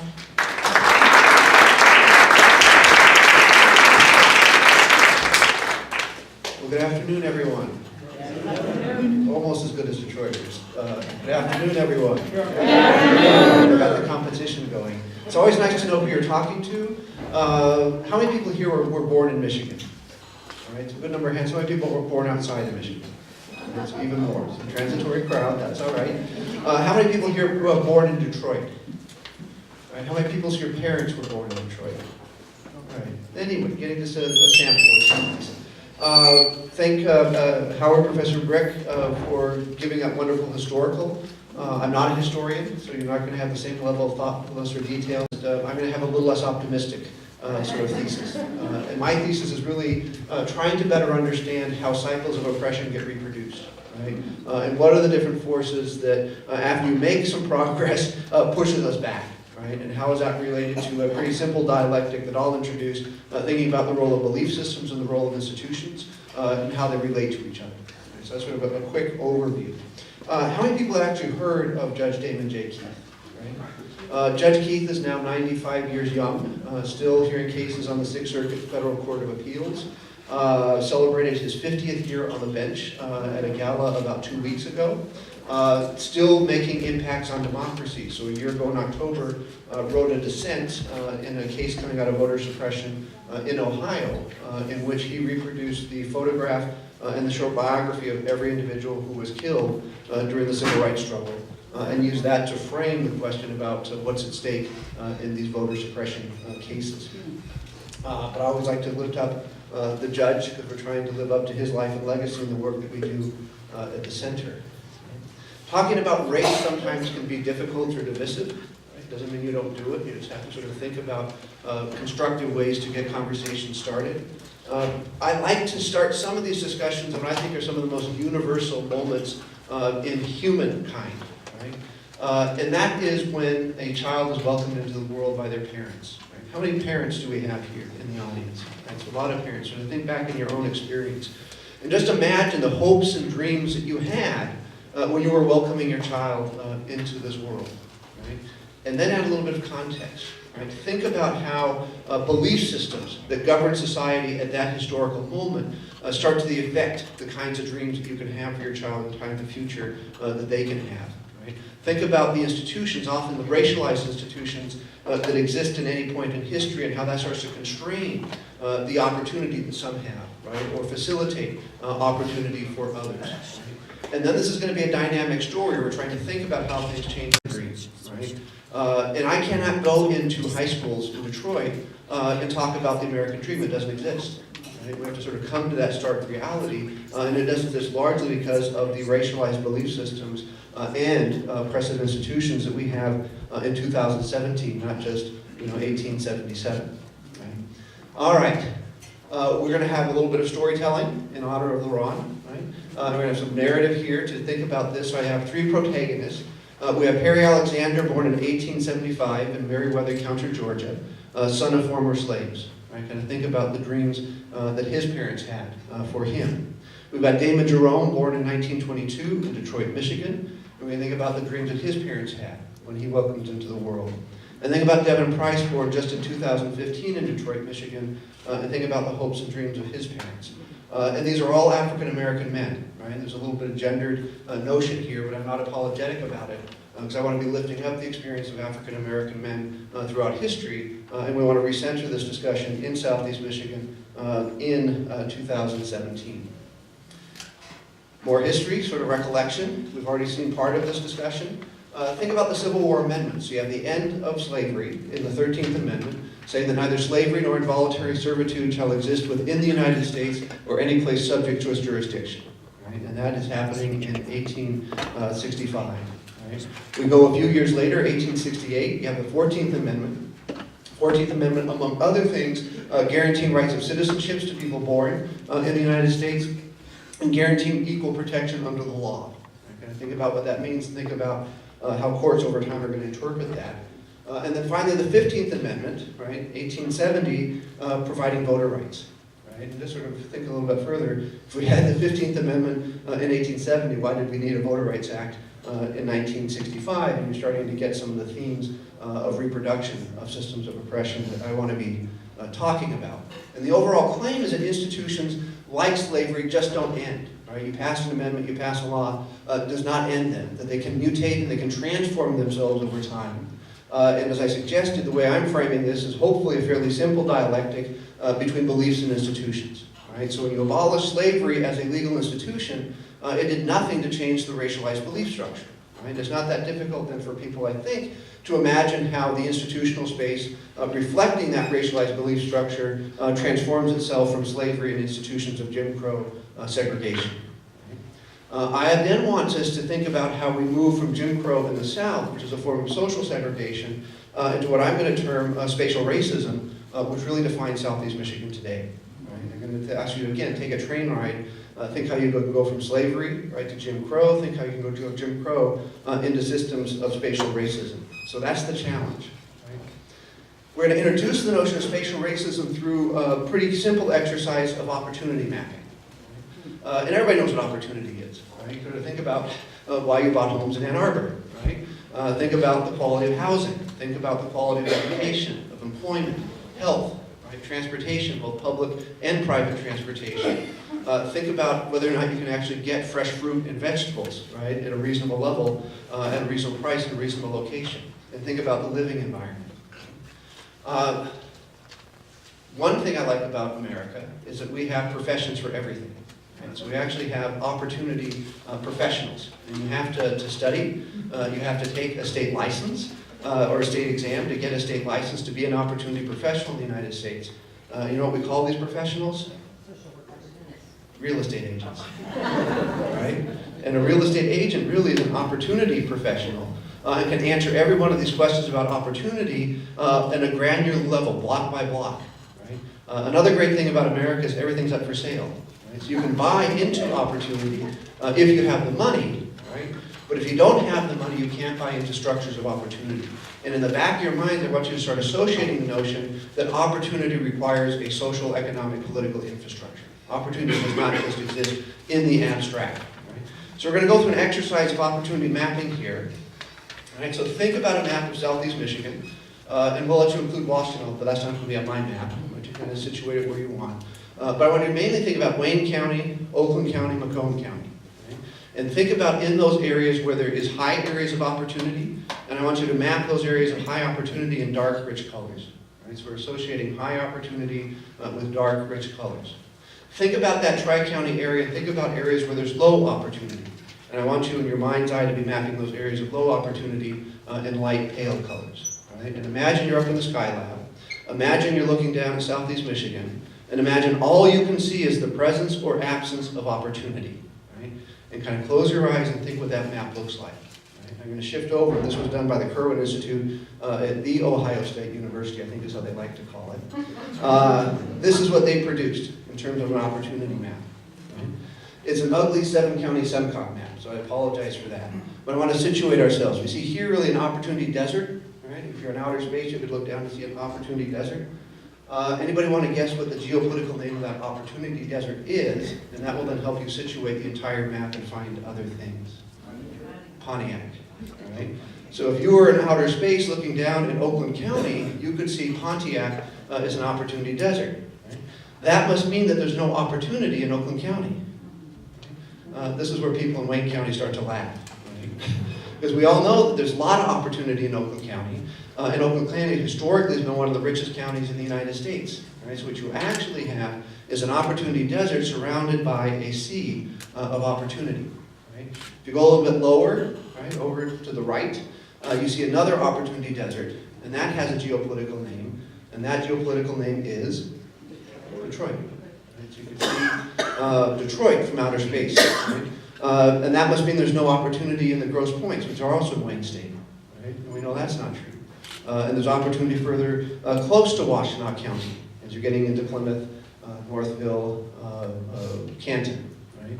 And then imagine if you actually add in Washtenaw County, think about the difference between Ann Arbor and Ypsilanti. Right? Think about opportunity structures if we want to sort of root that here a little bit closer, and it's the same phenomenon. The next map I'm going to show is going to overlay racial demographics into predominant African American communities in kind of green dots. Right? It will be by census tract. And I always say that I don't make this map, so I want to acknowledge, I always try to do, that diversity is much greater than just black and white. If we map all of the diversity, we would have a different kind of map. But this is an important teaching tool, right? And telling the story really in black and white is illustrative. Right? So this is an overlay of the African American community on our opportunity map. I'll sort of toggle back a little bit. And we see we don't only have a segregation of wealth and opportunity, we have a segregation of race, wealth, and opportunity. And that's what scholars like John Powell and others call spatial racism. And we see that we are, and I'm talking more generally about Southeast Michigan, we are ground zero of spatial racism. Right? We are the new Selma, as I tell my students. And we have to start acknowledging that reality of being the new Selma and acting with some intentionality and consciousness about what that means to be living in the midst of spatial racism. And then we want to remind ourselves that that just didn't happen accidentally. Right? The emergence of spatial racism in the North has to be somehow connected with this whole historical lineage going from slavery to Jim Crow. And then we're going to try to tell that story. Right? And part of our struggle today and part of your homework assignment is really think yourselves how you can look at that as a transmutation of institutions and belief systems that get us into the North, into systems of spatial racism. All right, the simple framework we have is this idea that we have a dialectic between beliefs and institutions. I want to take a little bit deeper dive into what each one of those boxes are. But simplistically, you can think the beliefs are shaping our institutions are shaping our beliefs, and there's an interesting kind of reciprocal causation that's taking place between those sets of phenomena. So let's dive into what a belief system is. Right? And we all need them, right? At an individual level, at a social level. At its most fundamental level, belief systems provide order and meaning. Right? And we can't live without order and meaning. And we have these larger belief systems. You can think about worldviews, you can think about mythologies, and we're largely using different words to explain the same thing. And we want to steal from Joseph Campbell and his work on mythology. He kind of breaks it down to different functions. That every belief system has different functions it serves. One is an existential function, kind of explaining the mystery of life to itself. You know, why are we here? Where are we going? One is a cosmological function that sort of explains how the world works. You can kind of think about primitive time, how religion and mythology were combining all of these sort of in the same sets of stories. Why are there earthquakes? Why is there rain? Why is there thunder? Right? Got to explain the way the world works. A sociological function, which I'm now trying to produce the rules that are going to order my society and control behavior. And a psychological function, which is designed to take us through our life stages, right? From birth to adolescence to marriage, to childbearing, to aging, to death. How do we get through those different psychological stages? And in a very simplistic level, you can think about the belief systems as the internal manifestations of the external institutions. all right? And I try to do that to ground intuitions. There are a lot of reasons why they're not, but I think you can roughly get some institutions or some insights if you think that I look at a society's institutions, right? And I imagine the internal manifestation of what beliefs have to exist to support those institutions. And we'll revert that later when we get to the institutions, but it's mainly intended to kind of ground this in some level of intuitions that you can kind of operationalize on your own, right? And I want to sort of stress how important belief systems are, right? And we don't even notice it. That's really sort of part of the challenge and the function. We're like the fish in water, right? Try to convince a fish that they're in water, right? They don't know what water is, right? In the same way that we are swimming in belief systems, these belief systems largely control how we think, how we frame things, how we understand things, and often predetermine how we will act. And yet we are not necessarily aware of that. So part of this challenge, particularly as it's affecting issues of racial equity, is to start to raise up and be aware of the functioning of these dominant belief systems that are shaping our politics and our society. Right? And one way to get at that is just to challenge two myths, right? At least I'll present them as myths. One myth is that time is linear, right? And the other myth is that race is marginal. Right? So I think time is linear, race is marginal. Right? If I combine those two, I have a wonderful predetermined framework that says I never have to worry about racial injustice because that was a long time ago and everything will take care of itself anyway. Everything will get better. Because I combine this notion that time is linear, right, with this notion of progress. Is there any other way to think about time other than just imagining time being linear? Think about how we reinforce that. You go to history class, you see a timeline. Right? You go to museums and it's structured in eras. Right? Any other way possibly to think about time other than as a linear phenomenon? Cyclical. All right, so we can cyclical. And think about, again, anybody who grew up in an agricultural society, right? For most of human history and in many parts of the world today, the natural intuitive notion is that time is cyclical. Right? I've got summer, and after summer I have fall. After fall I have winter, and then spring. And then I then have that whole cycle being repeated over and over and over again. Right? So if I'm thinking that time is linear, where's the past? Right? It's way, way over there. Right? And where is slavery? Slavery is so far I get to Ypsilanti. Right? It's not even inside the building. Right? And therefore it's not relevant. And if race is marginal, right, not only is the past way over there, that it really didn't matter anyway and it's going to solve itself, and why do you keep bringing these things up anyway? Right? To sort of get over it. If, however, time is cyclical, right, where's the past? Right? There is no real notion of the past in that same sense. Right? The past is both before us and the past is after us. Right? And if I combine those two inversions, where I'm now thinking about time as cyclical, and if I'm thinking about race as central, I'm already in my framework predisposed to start thinking in terms of social reproduction of racialized hierarchies. And indeed, here I can't ignore the past, I can't ignore slavery, I can't ignore Jim Crow, I can't ignore spatial racism, because it's here all the time and it will be here in the future unless I start to address it. And I think that's sort of a powerful insight, not only to sort of think about social reproduction in this context, but also to think more broadly about how we are so controlled by our belief systems.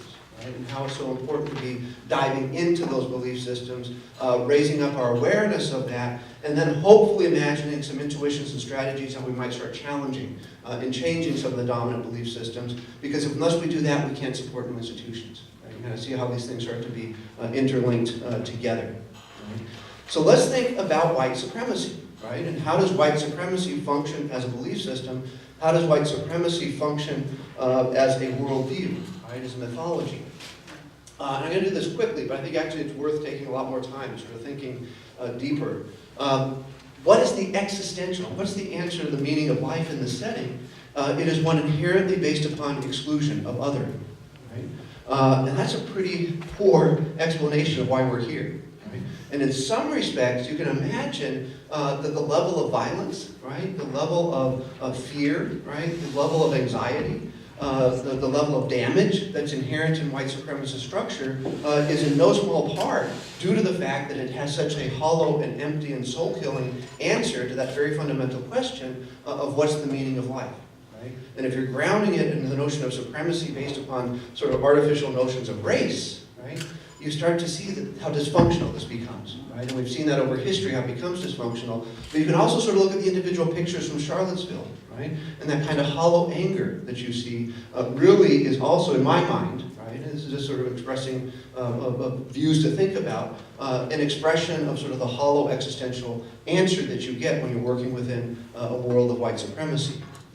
I think you can also get this if you're thinking now about a 100 and 150-year view. What has science told us about white supremacy? Right? It's false scientifically. Right? There is no such thing as race. Right? So as we started to learn more in terms of genetics and science and biology, substantially undermine that cosmological function about white supremacy explaining scientifically how the world works. Right? So if I'm an advocate of white supremacy, if I'm believing in that, if that's my worldview, that's incredibly threatening to be undermined at that cosmological level. Right? So what do I do in America? I have a eugenicist movement. Right? What do I do in Nazi Germany? I create false science. Right? You can kind of think about that really as a desperate means to try to buttress, right, one part of this larger worldview and to provide sort of more support for it. And in terms of the sociological function, you can obviously think about how white supremacy is obviously and necessarily going to be manifested in terms of very violent hierarchical forms of social control and enforce that kind of hierarchy. So thinking about that more broadly, coming back to our sort of main premise, we've got to think about the role of institutions, we've got to think about the role of belief systems. Right? But the question I want to raise for the next slide is, where did white supremacy go? A year after Trump, we can see more clear manifestations, probably clearer manifestations of overt forms of white supremacy than any of us might have thought we would see in our lifetime. But even before that, at least the claim I would put forward is that white supremacy has mutated itself. Right? At one level, in terms of its external manifestation, we have this whole elaborate belief in colorblindness. And if we view colorblindness as a direct descendant of white supremacy, we have a very different understanding of it. And if we read that then in Supreme Court decisions of Justice Roberts and others, of this sort of strong colorblindness, we're seeing we're also creating this false meritocracy. And the nature of this colorblindness and this false meritocracy, it gives me an excuse where I not only don't have to intervene in terms of social policies that would further racial equity, I can't, because that would be unconstitutional. Right? And we start to see again how that belief system is reproducing itself in the institutional structure to support, right, these forms of cycles of oppression. Right? The internal manifestation of where I would say white supremacy is today is this incredibly strong denial of any kind of privilege. That I have this sort of just intense notion of entitlement of everything that I or my family have done, right? Or have accumulated, or have acquired, without any historical sense about how the creation of that white wealth and a lot of that white middle class was actually the production of what Ira Katznelson calls affirmative action for white people, right? And a very racialized notion of what the New Deal policies all entail. So, stimulating, right? Kind of think about belief systems, think about other belief systems. We'll try to end on a more positive note to think about, could we imagine constructing alternative belief systems that would support alternative institutions that would put us on a more positive cycle to try and get us towards objectives of racial equity. But see how also this is just very much tied into this notion of time being linear and race being marginal. We're going to kind of keep challenging those notions and thinking more intentionally about forms of social reproduction. And this will be shorter, but I want to sort of also give us some sense of diving into what does it mean to dive into this notion of an institutional matrix. Right? And the institutions really are the norms, the rules, the laws that govern society. A different way to think about it are the rules of the game and the players of the game, with one important exception. Right? In most normal sports, right, unless you're Tom Brady, the players can't change the rules. Right? There's a separation between rules and players. In this world is not, right? In this world, the whole game is about how players can change the rules, right? We have this whole competitive dynamic then of how we're changing the rules. And you can sort of think about how that plays out with social movements and dynamics and political change. We can also think about how that undermines democracy when you start pouring money in from Citizens United, right? You start saying, well, who has the power as different forms of players with different assets and resources to be changing the rules of the game? But again, sort of the institutional matrix, the belief system, and to ground it again at some level of intuition is that idea that I can think about the external view. The institutions really is the external reflection of my belief systems. Right? right? Again, trying to think about understanding at some intuitive level a dialectic between beliefs and institutions as they're affecting social change. Right? So let's bring in some narrative, right? We learn by narrative and we remember by narrative. So let's sort of start telling stories how we did actually get from slavery to Jim Crow. And this wasn't all completely choreographed, but I think it nicely picks up from what Professor Brick was doing, right? And very consistent with where we ended that story with Reconstruction. So Perry A. Keith was born in 1875, son of former slaves. And you can just imagine the hopes that they had for that, their first child, right? Their first young man, to be growing up in a world where there was no slavery. Right? All things, right, in theory, could be possible. And then we know that's not what happened. We know by when he's age 8, the Supreme Court of the United States completely guts the Civil Rights Act of the year of his birth, right, and starts to systematically dismantle all of the federal legislation that was enacted to support the constitutional amendments. Right? When he's 21 years old, at an age when he's entering his manhood, again, where he starts to be making his mark on the world, the Supreme Court enacts Plessy versus Ferguson, which says that the 14th Amendment, equal protection, can be satisfied with separate and unequal. Right? And think about how those institutions and those beliefs start to constrain what kind of future he can have. And the whole story of the Redemption era, however you want to date it, from the 1890s to the early 1910s, systematically removes any kind of positive vestige that you had from the Reconstruction era. Right? We have, again, that kind of social reproduction of systems of oppression, and you see how we've gone from slavery to systems of Jim Crow and disenfranchisement in the South.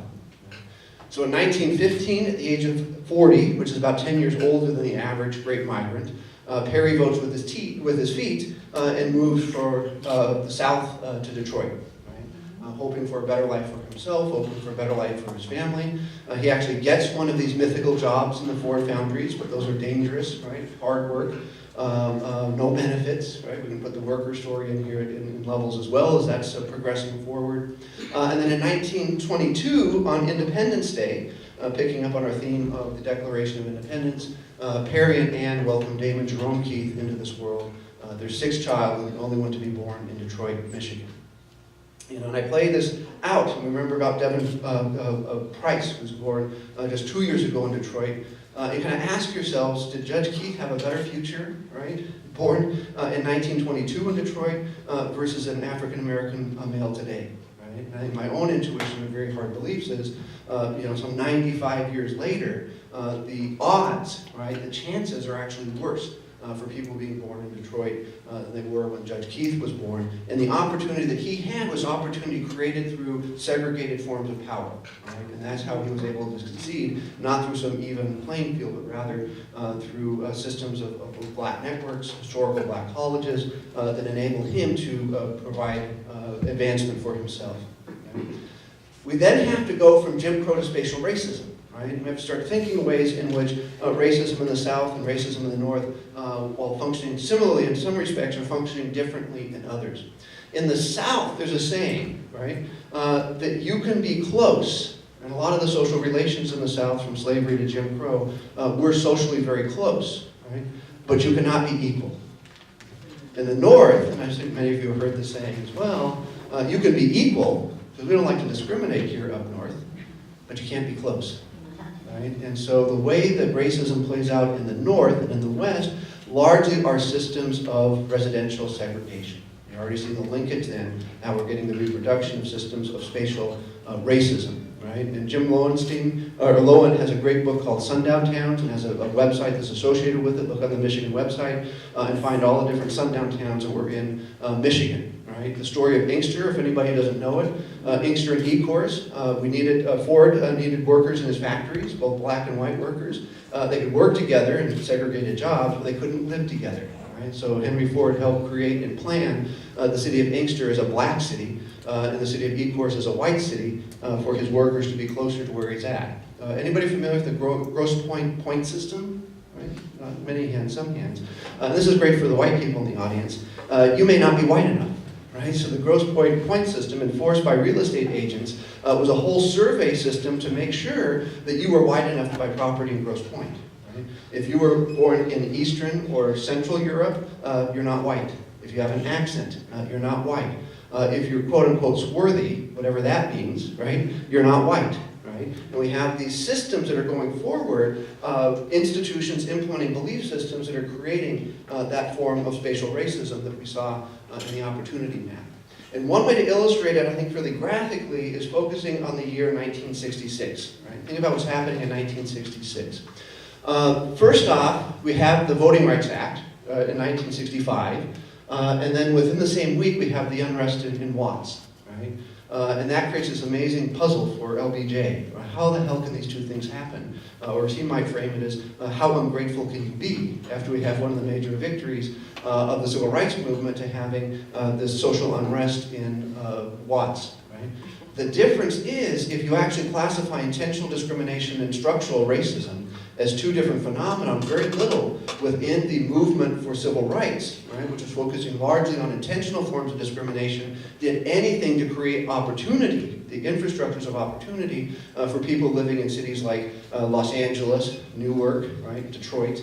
You can see how you can easily have civil unrest happening at the same time that you're making significant strides in terms of getting rid of intentional forms of segregation. And Martin Luther King learned from that. Right? So you look at the pivot in the last part of his career from looking into structural issues, the war on poverty, and that journey brought him to Chicago. Right? In 1966, he's in Chicago. Has anybody seen the footage of what happens to him when he's in Cicero, Illinois? Right? More violent, right? More visceral, right? A kind of zero to hatred in a half of a heartbeat happening in the north, in the suburbs of Chicago, than anything he saw in the south. And why was he in Chicago? To segregate, or to integrate housing, right? To fight segregation in terms of residential real estate. There's another game I play with my students, so I'll play this fast because I see my time card's being shown up. I ask my students, who remembers the Civil Rights Act of 1964, right? And they all look very happy and they raise their hand. And that was public accommodations, right? The lunch counters, the swimming pools. I asked them, who remembers the Civil Rights Act of 1965, right? We just covered that. They raise their hand, what's the Voting Rights Act? And I say, who remembers the Civil Rights Act of 1966? Right? And they get all puzzled. Right? No Civil Rights Act passed in 1966. But there was a Civil Rights Act that was introduced in 1966, and the intention of that act was to integrate housing. Right? The effect of that was to break the Civil Rights Coalition, and the Northern Republican says, I'm getting off the bus now. Right? This is getting too close to home. And there's a mantra you can take home with you that I think helps you to remember some of this. Think about the racialization of space and the spatialization of race. Right? The racialization of space, the spatialization of race. And it's the northern threshold, and when we're moving from intentional discrimination to structural racism that led to the defection of the Republicans in the North over housing. Right? There were midterm elections that year, and this is just 2 years after LBJ did the landslide against Barry Goldwater. In that midterm election, the Republicans got back almost all of the seats they lost 2 years earlier. So what you had here was not only the collapse and the death of the civil rights movement, but also the death of the Great Society. Right? And in this storytelling, that's happening all over housing discrimination in the North. Right? And that's what breaks both of those movements. And we haven't had substantial progress on either side of civil rights or the Great Society really in the last 60 years. Except for one, right? The Affordable Care Act. Right? And that then unleashed what? Another terrible backlash, right? In terms of the Tea Party and ultimately Trumpism. We'll quickly do this, but I think it's worthwhile. I want to think about issues in Detroit today, right? I want to think about them as an intersection between structural racism, right, and fiscal austerity. And I want to quickly walk through fiscal austerity as a belief system in an institution, and I want to show how it's influencing the social issues that are defining Detroit today. So I think about a belief system of fiscal austerity, it sounds a whole lot like the Republican platform. Right? Strong belief in markets and fear of the state, right? Emphasis on private property, hyper sense of individualism, marginalization of social roles and social context. Right? It blames and punishes people who don't succeed, and that's very consistent with the worldview. The American dream says that if you work hard enough, you will succeed. Right? If I invert that, what I have to say, you did not succeed. Therefore, you didn't work hard enough. You didn't work hard enough, you're blameworthy. You're blameworthy, you can be punished. Right? Think about how that plays out in Detroit. right? Municipal distress, right? In the lectures we give at the Key Center, we look at municipal distress as fossilized evidence of structural racism, right? That's not the way that the state house and senate and governor looks at it. What they say then, you are a city that is in distress, right? You can't govern yourselves, and we told you that 40 years ago. You are blameworthy, you can be punished. And the punishment is emergency management. We're going to take that democracy away. We're going to impose this following set of institutions: right? Minimal state, deregulation, unrestrained private markets, privatization of public assets, elimination of pensions, right? Promised pensions for public workers, and minimal safety net. Right? So the manifestation of that really outlines the bankruptcy plan of adjustment. And now we have official second-class citizenship in Detroit given to us as a matter of federal Chapter 9 bankruptcy law. If we put this in what we call an issue cluster, and we put at the center of this issue cluster this intersection between structural racism and fiscal austerity, we start to see that a lot of social issues affecting urban areas, and Detroit is just one example, are manifestations of that intersection between structural racism and fiscal austerity. I already explained how that gave us emergency management. If you've read the Detroit Future City Report, you see that it's also embodied in that. The Blight Task Force report chaired by Dan Gilbert said we need $1 billion to knock houses down, not any money for social services. Water shutoffs, there's been more than 100,000 residences in Detroit to have their water shut off since 2014. 100,000 residences in Detroit with their water shut off, right, since 2014. Bankruptcy plan of adjustment, the school system in complete chaos and turmoil. All of these things are interrelated, and that's the logic of an issue cluster. And this helps us to start thinking about how we have holistic interventions once we start better understanding the origins and the root causes and common causes of these crises. Some resources, John Powell, Racing to Justice, Amy Lopez, Dog Whistle Politics, sort of outlines a lot of the dynamics of some of the stories that we're telling here today. But at the end of the day, we need new belief systems, right? That's sort of the pivot. You can imagine how the same framework can be carried into progressive action in the future. What if we had equitable people-focused development, right? What if rather than putting property at the center of development, we put people, right? And this is a different way as an economist describing it for what Dr. King just called the beloved community. Right? So what if we actually had belief systems that were consistent with creating a beloved community? What institutions would come out of that? Right? And then the challenge is, how do we start cultivating, right, changes in belief systems, challenging existing narratives, telling new stories, right, cultivating new sets of values that lay the groundwork for new sets of institutional change. Right? That's kind of the prescriptive view of what we're trying to do at the Keith Center. Right? And we'll end with our last story. I'll sort of leave this one as an open-ended story. Devin Price, born January 15th, 2015 at Harper Hospital. Think about his parents. Think about how his dreams, or their dreams for him, are vastly different than anybody born in Ann Arbor, right? Anybody born in Bloomfield Hills. 150 years since our last lecture, what progress have we made, and what remains to be undone? So I'm happy to take some questions.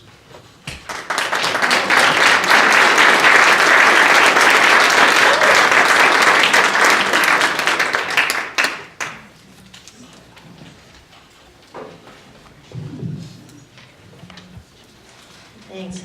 So I'd love to hear from you other examples of the change both in the belief system and institutions that has been like really major and transformational and then is stuck. So. No, and I think this is where you sort of see a merger of the two talks we've had so far. Right? We have had social movements that have had progressive change. And none of the change is lasting forever. There's always a push and pull. So I would go back and look at the historical examples we had in the first lecture. The abolitionist movement did make a difference. The women's rights movement has made a difference from beyond voting into to change here.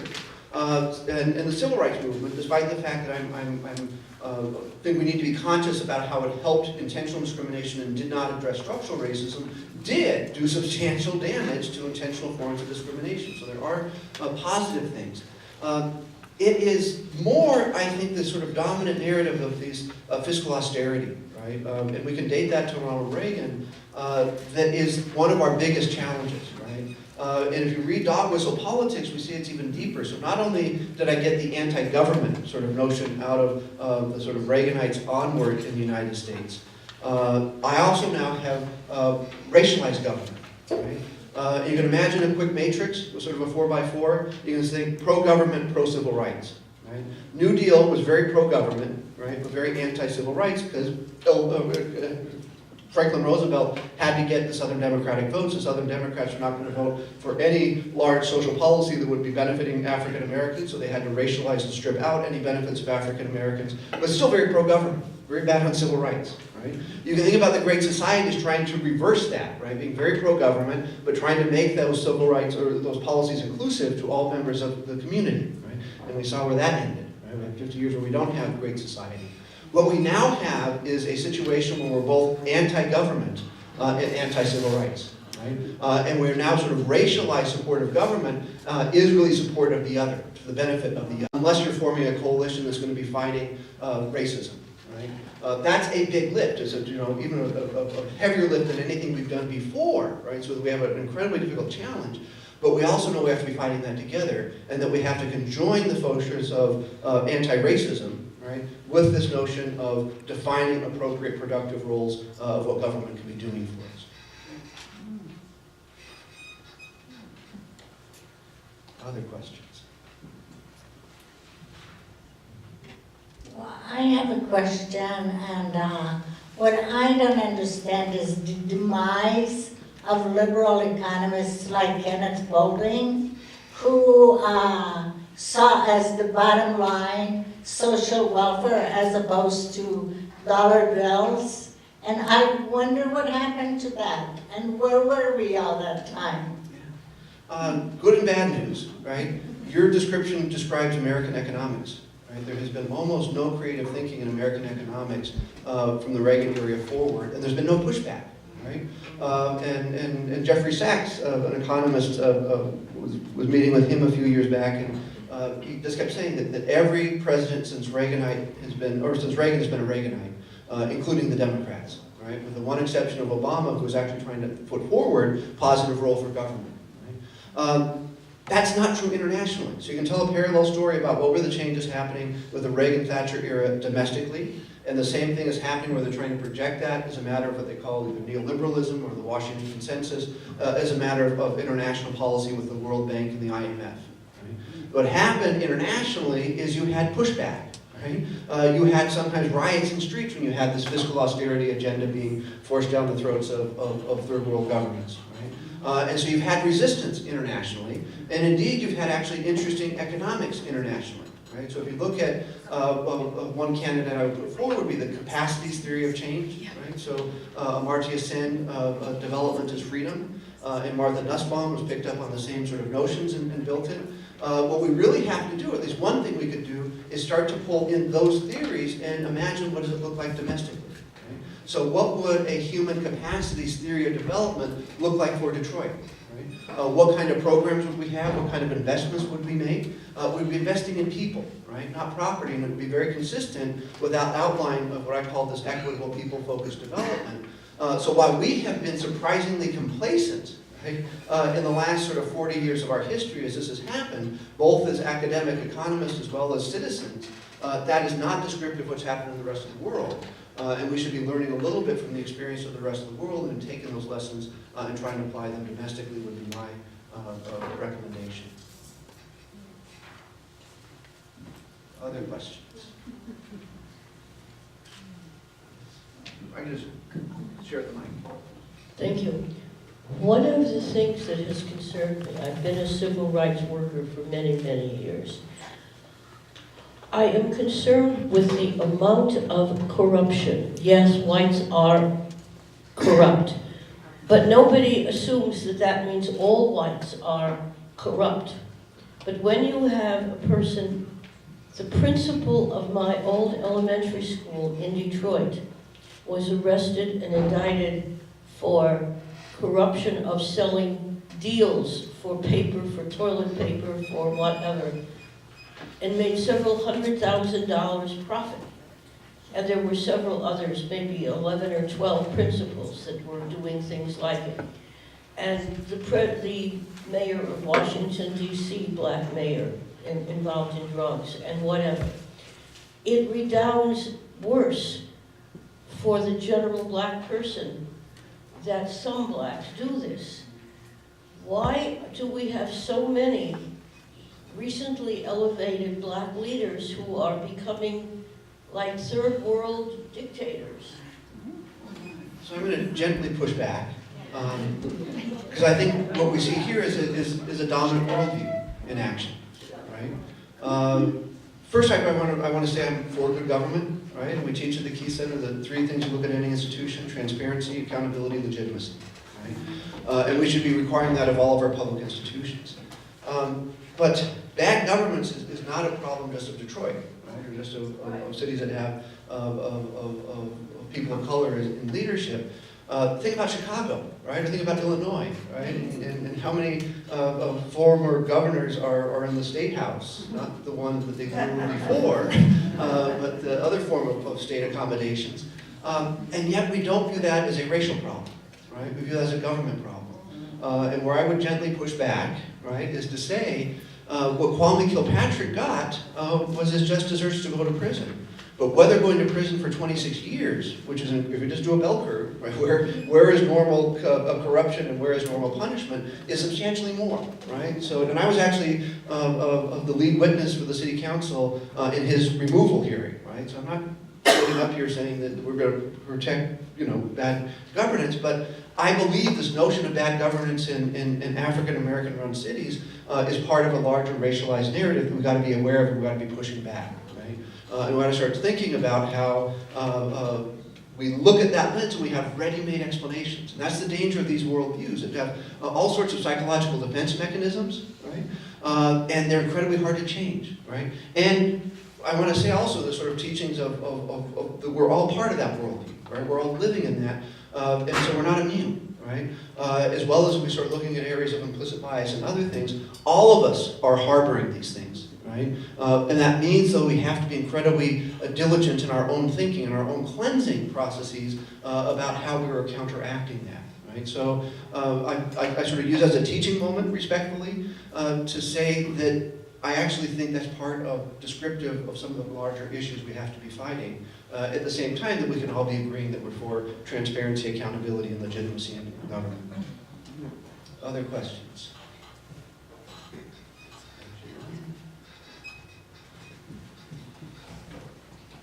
Hi, thank you for your talk. I have a question on the visual that you were using in one of your early slides. This is a very detail-oriented question. You had a sort of swirly thing at the beginning that had slavery to Jim, that one. Yeah. Could you explain what led you to that shape? So curious. You want the most honest answer? Is that there's a small set of icons you can use. Right? And I have to go back and look at them and say which ones come closest to what I'm doing. And that's only partially correct. I do think it starts to capture this notion of some notion of a historical spiral, right? That these things are interrelated, right? And that to me starts to show linkages and connectivity in the way that I want us to start thinking about how systems of oppression don't disappear, they get reproduced. And just because they look different doesn't mean that they are different. We have to sort of get over this notion that the fact that I look at the actual form and I find differences, I want to look at the function. Right? If I look at function rather than form, I start to see these similarities. And again, a lot of this is for teaching purposes. There are differences as well, right? So I mean, if we're thinking, I always tell students, think empathetically, then think critically. There are limitations in a lot of these frameworks, but I think they're good starting points, right? I think it sort of shakes us up. I think it starts to put us on the right kind of trajectory. And then again, we could refine and modify and deepen and get greater nuance as we go. But I really think we have to look at spatial racism in Detroit as a historical lineage, and not just as sort of a phenomenon that has been produced here that is socially and historically acontextual. Right? And that's kind of the notion of trying to create that lineage across eras over time. One right behind. Thank you for your talk. I'm sorry that I'm a little hoarse. No, I'm just kidding. There is, I don't want this to come out wrong, but just knowing what has happened in the last year, the last 2 years, in terms of open racial hostility, and things we never thought we'd see. Do you think that we're going to go another curve and have worse violence, where people of color, African Americans specifically, but all people of color are going to finally say, okay, it's just too rigged and these people are bad? What's your opinion on that? Yeah, I think we have to take the current political moment very seriously and not fool ourselves. And if we overreact by being overly diligent for justice and protection and humanity, well, I think history will forgive us for that error. I think we won't be forgiven if we're just complacent, right? Just think this is epic phenomenon, this is going away. At least in that notion of this historical march to be anti-government and anti-civil rights is a phenomenon that predates Trump, right? That he kind of adds this sort of your father's Oldsmobile form of white supremacy to it. And that's dangerous, right? So I want to be vigilant. But I don't want to ever say we can take our eye away from the ball of structural racism, right? So I think we've got to at least be cognizant to be fighting on two fronts. Because I keep saying, structural racism is our generation's civil rights challenge, right? And if we're not making progress on structural racism, we're never going to produce that opportunity. We're never going to have any notion of meaningfully widespread shared democracy or an American dream. And the two are not inconsistent, right? So I see these two fights lining up. But at the end of the day, the best answer to Trumpism is a better worldview, right? And that worldview, which is actually focusing on that beloved community, that equitable, people-focused development, a worldview that gets poor white folks to see that they have more in common economically and class relationships than they do in terms of this racial wedge. And I'm going to leave you optimistically again, because I hate just being only pessimistic. What I really hope, right, is that we're seeing here is the sort of last dying breath of a dysfunctional worldview of white supremacy, right? And if you look how the way that worldviews die, they don't go sort of quietly into that great good night, right? So I'm hoping what this really is this kind of last charade of an effort to try to rally these troops, but the troops really aren't there, right? The people of Charlottesville are just buffoons who are out there doing silly reenactments, and there isn't depth under that. That's my hope, right? But my strategy and my actions can't lie upon that hope, right? I've got to take that threat seriously, but I want to align that threat and that fight with the same fight for broader racial equity in a conscious understanding of structural racism, and see how I can be pushing both of those agendas at the same time. So, thank you very much.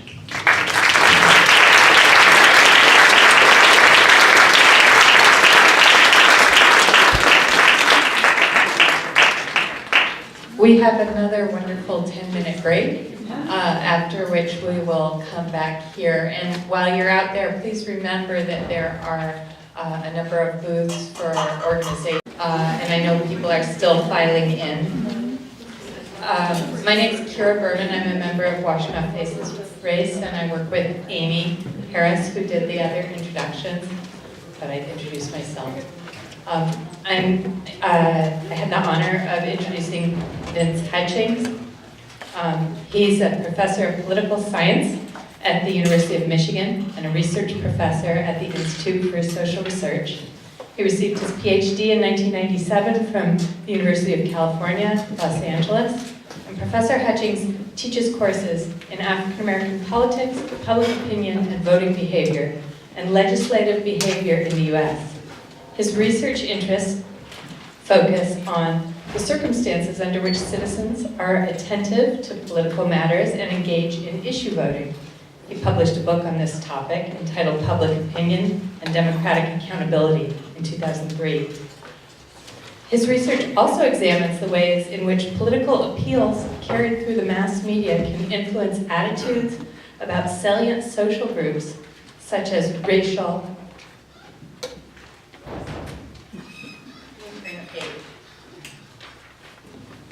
and ethnic minorities and women. Additionally, his work has explored the ways in which political campaigns can frame information about racial issues in order to activate and make politically relevant voter attitudes about particular racial groups. He has so many publications in top-tier journals and prestigious grants that I'm not going to read all of them, as he asked me to shorten his introduction. But he is currently the co-principal investigator of the American National Election Study, and in 2012 he was elected a fellow to the American Academy of Arts and Sciences. Please join me in welcoming Vince Hutchins. Thank you. I'm happy to be here this afternoon, especially following two such great speakers. I think my comments build a lot on what's come before, and hopefully there'll be a nice kind of synergy between their comments and my own. You can see the title there, very long one, I'm going to talk, but mostly what I hope to do, and first of all, can everyone hear me okay? Okay. What I hope to do is to talk about basically how we got to where we are today. Which means what? Well, actually it means that. We've been a little coy this afternoon in terms of speaking about the president, but I want to just begin my comments this afternoon by directly referencing Donald Trump. His initial effort, of course, to launch his campaign for the GOP nomination back in 2015, actually, I think is when he went down the escalator. In part because it will help to frame much of what my discussion will be about, my comments will be about this afternoon. Now again, I'm mostly not going to be talking about Trump, but I think beginning with the president is a good way to launch my comments. I'm not going to focus a lot on his various comments over the past several months or even years, mostly because we're already familiar with that. And instead I want to talk about some things that I think we're probably not so familiar with. So, of course, the president began his, then candidate, began his efforts to seek the presidency and ultimately victorious efforts by making what many regarded as racially inflammatory comments about Mexican Americans, among others, as it turns out. But these are among the more prominent comments that Donald Trump made at that outset. And they're very kind of jarring in some ways. And maybe they were meant to be jarring. Jarring both in a way to generate support and also to generate opposition. But the reason I start with these comments is to kind of give framing to where I want to go momentarily, which is to say basically how did we get to this point? That is to say get to the point where issues of race, so this came up with the other speakers as well, have kind of reached a boiling point of sorts. You could argue that in 2017, in November, when we're having this conversation, that racial tensions in this country have not been as elevated as they have been since the 1960s. So how did this happen? Hopefully at the end of my comments you'll have some better sense about that. I want to begin with a place that we don't often begin in these kinds of conversations by focusing on the, not so much how people vote, although I'll get to that as well, but how do they align themselves with the various major political parties, the two major political parties in this country. The point I want to make or start out with is that the racial, the partisan divide in this country, the extent to which people align themselves with different parties, the Democratic Party and the Republican Party, has been divided along racial lines in a very stark manner for at least 50 years, arguably even longer, but certainly it's reached a kind of an elevated level in the last several decades. And just to be more clear about what I mean there, individuals in this country, nationally, who identify with the Republican Party are overwhelmingly white, bordering on exclusively white, actually. And individuals who identify with the Democratic Party are disproportionately people of color, African Americans in particular, for whom Democratic affiliation reaches almost unanimity. And it is not quite so stark with Latinos and Asians, but it still is very lopsided. And so we have a partisan divide. We're aware of the very divisive partisan environment in which we all live, but overlaid on top of that, and indeed in fueling the partisan rancor, is this racial and ethnic divide that has deep historical roots, some of which we've already heard about today. So that's where I want to start, and I think that's where we need to start. Irrespective of who's running for whatever office, even before those decisions are made, Americans in this country have sorted themselves into different parties, largely on the basis of race. It's also worth noting that white Americans in this country, and I'm generalizing, this isn't universally true, but it's mostly true. Whites are primarily conservative on public policy matters. There's no value judgment there, that's simply a statement of fact. Whites are on most issues of public policy, particularly when they involve race. Indeed, almost exclusively, there's no really variance when it comes to matters of race. Whites tend to be, on average, conservative. And although I don't have a bullet for this on my slide, the converse is typically true for people of color. Especially when it comes to matters of economics or race, African Americans and other people of color tend to be very liberal. That sets up a circumstance that is irresistible for political candidates, political elites of all stripes. They have to work in that environment, and they fashion their political appeals based on those basically incontrovertible facts. Most whites are Republican, most non-whites are Democrat, most whites are racially conservative, ideologically conservative in very broad terms, and most people of color are not. Okay, bear with me. There's a method to my madness here. To drive this point home, we all know how the election unfolded last year, but what's less often talked about is how divided the vote turned out to be in 2016. I'm going to show you some figures here in a moment that simply drive that point home, but if I change the year from 2016 to 2012, or from 2012 to 1984, it would be basically the same figure. So obviously, most whites voted for the Republican candidate. And as we'll see momentarily when I get further into my talk this afternoon, that's actually not unusual. This is how the other groups vote. Very much not in favor of the Republican candidate. Oh, and African Americans. These figures for the non-white individuals on this slide are almost certainly an undercount of their level of support for the Democratic candidate, for reasons I won't bore you with this afternoon. But this drives home what I indicated at the outset, which is that the racial division in our country is baked into the party system. It's baked in irrespective of who happens to be running for whatever office you might want to identify. How did we get here? Well, there are a number of ways that we managed to arrive at this point, some of which we've already talked about in terms of Reconstruction and various other events. I want to talk a little bit about more modern American history, and in particular, the candidacy of Barry Goldwater, a prominent Republican figure who ran for the presidency in the 1960s. Here's a picture of him. Barry Goldwater, as many of you may know, was a prominent senator from Arizona. And Goldwater is noteworthy because he was what we would call a political entrepreneur. He flipped the script, as we might say. Republicans, in large part because of the legacy of the Civil War, were largely associated with moderation on issues of race.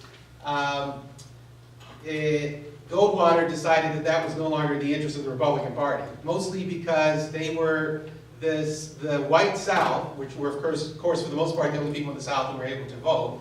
The white South had been unified in their support for the Democratic Party since the Civil War, and in order to make headroads into that block of voters, Goldwater indicated that Republican candidates had to, in his own words, go hunting where the ducks are.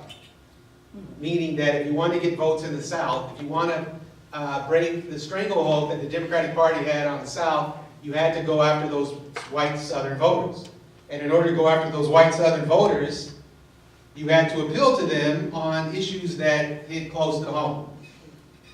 So Goldwater famously opposed the 1964 Civil Rights Act. I should hasten to add here that Goldwater did not oppose this act on segregationist grounds. He did so on what he would call strictly conservative ideological grounds, about the size of government, about intervention in the economy, et cetera, et cetera.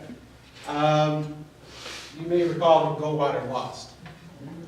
But he did win all 5 deep southern states. So what you might be thinking, well, that's relevant because no Republican had done that since Reconstruction. Goldwater was the first. So his initial foray in political entrepreneurship here to transform the Republican Party failed in the short term in that he lost the election. Johnson won in a landslide. But he did do something that no Republican had ever done before. He had made inroads into this population. And I also want to stress something else before I go on. Barry Goldwater pioneered the Republican strategy of appealing to racially intolerant voters without being overtly racially intolerant. Others would come along, following those footsteps. Richard Nixon, Ronald Reagan, a few others I could also name.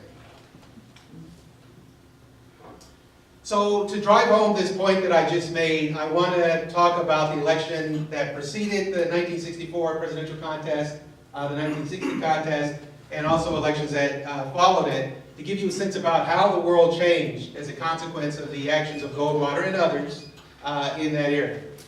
In 1960, Kennedy narrowly beat Richard Nixon in the presidential contest. Roughly 49% of whites voted for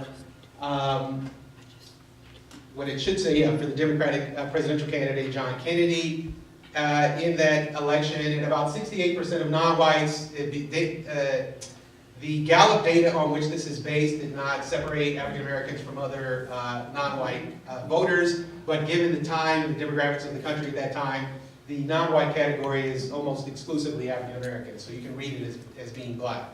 But in any case, 68% of African Americans voted for John Kennedy in that election, and that's a pretty lopsided level of support. But it's worth noting, if you just do the simple math, that about a third of African Americans voted for the Republican candidate, which was not unusual at that time. Now, in 21st century, or indeed in much of the remainder of the 20th century, for a Republican candidate to acquire a third of the black vote would be extremely unusual. Indeed, if a Republican candidate could get a third of the black vote, the Democratic Party would not be viable anymore. The Democratic Party is only viable because they get almost every black vote. This is how it looked in 1964, excuse me, where, again, and these are almost certainly undercounts of the black vote. I mean, almost literally 100% of blacks voted for Lyndon Johnson in 1964. And given that Barry Goldwater ran on a platform of opposition to the 1964 Civil Rights Act, that's not surprising. But the point I'm driving home here is that the racial divide, which is not trivial in 1960, becomes enormous by 1964. And largely because of the efforts of Goldwater and others. These are just the figures for 68 and 72, mostly to drive home that this was not a quirk or an idiosyncratic feature of the 64 contest. In presidential contests, as we saw in 2016, and that's partly why I went back in time here, we can count on African Americans and whites differing in their presidential preferences by about 50 percentage points. That's been true for 50 years. That's not true for any other socially defined demographic groups in the country, whether you define them on the basis of age or religion or class or anything else, gender, etc. The racial divide is far and away the biggest divide that we have in American politics. So remember those figures I just showed you about white and black support in the 1960s.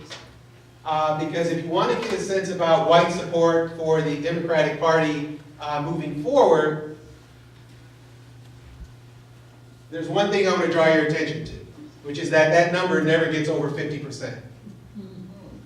In fact, the last time that a Democratic presidential candidate received a majority of the white vote was Lyndon Johnson. Lyndon Johnson was the last one to do it. Not Bill Clinton, not Barack Obama, not Jimmy Carter, not anybody has ever received more, a majority of the white vote since 1964. I'm just getting warmed up here, but hopefully you're all still there. This is all just setup. So given that that is the world that we live in, how do politicians respond to these sets of circumstances? Well, what they try to do is to take advantage of the reality in which they find themselves in order to gain advantage over their opponents. They try to encourage voters to think about race when they might not otherwise do so. They do this in terms of the campaign speeches they give, in terms of the appearances they have in debates. They do so in terms of speeches they give, their websites, etc. Indeed, that's partly why I started out my comments this afternoon by talking about Donald Trump's messages when he launched his campaign for the Republican nomination.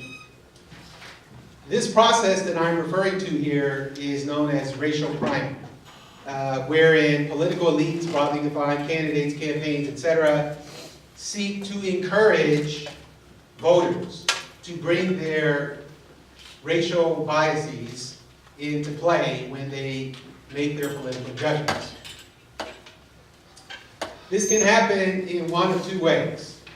It can happen in a kind of an explicit fashion where candidates are overt about it, somewhat similar to what I described with Donald Trump earlier. Or it can happen in a somewhat more subtle fashion, in a more implicit fashion, where various code words are used, which I'll give you a sense about here in a moment.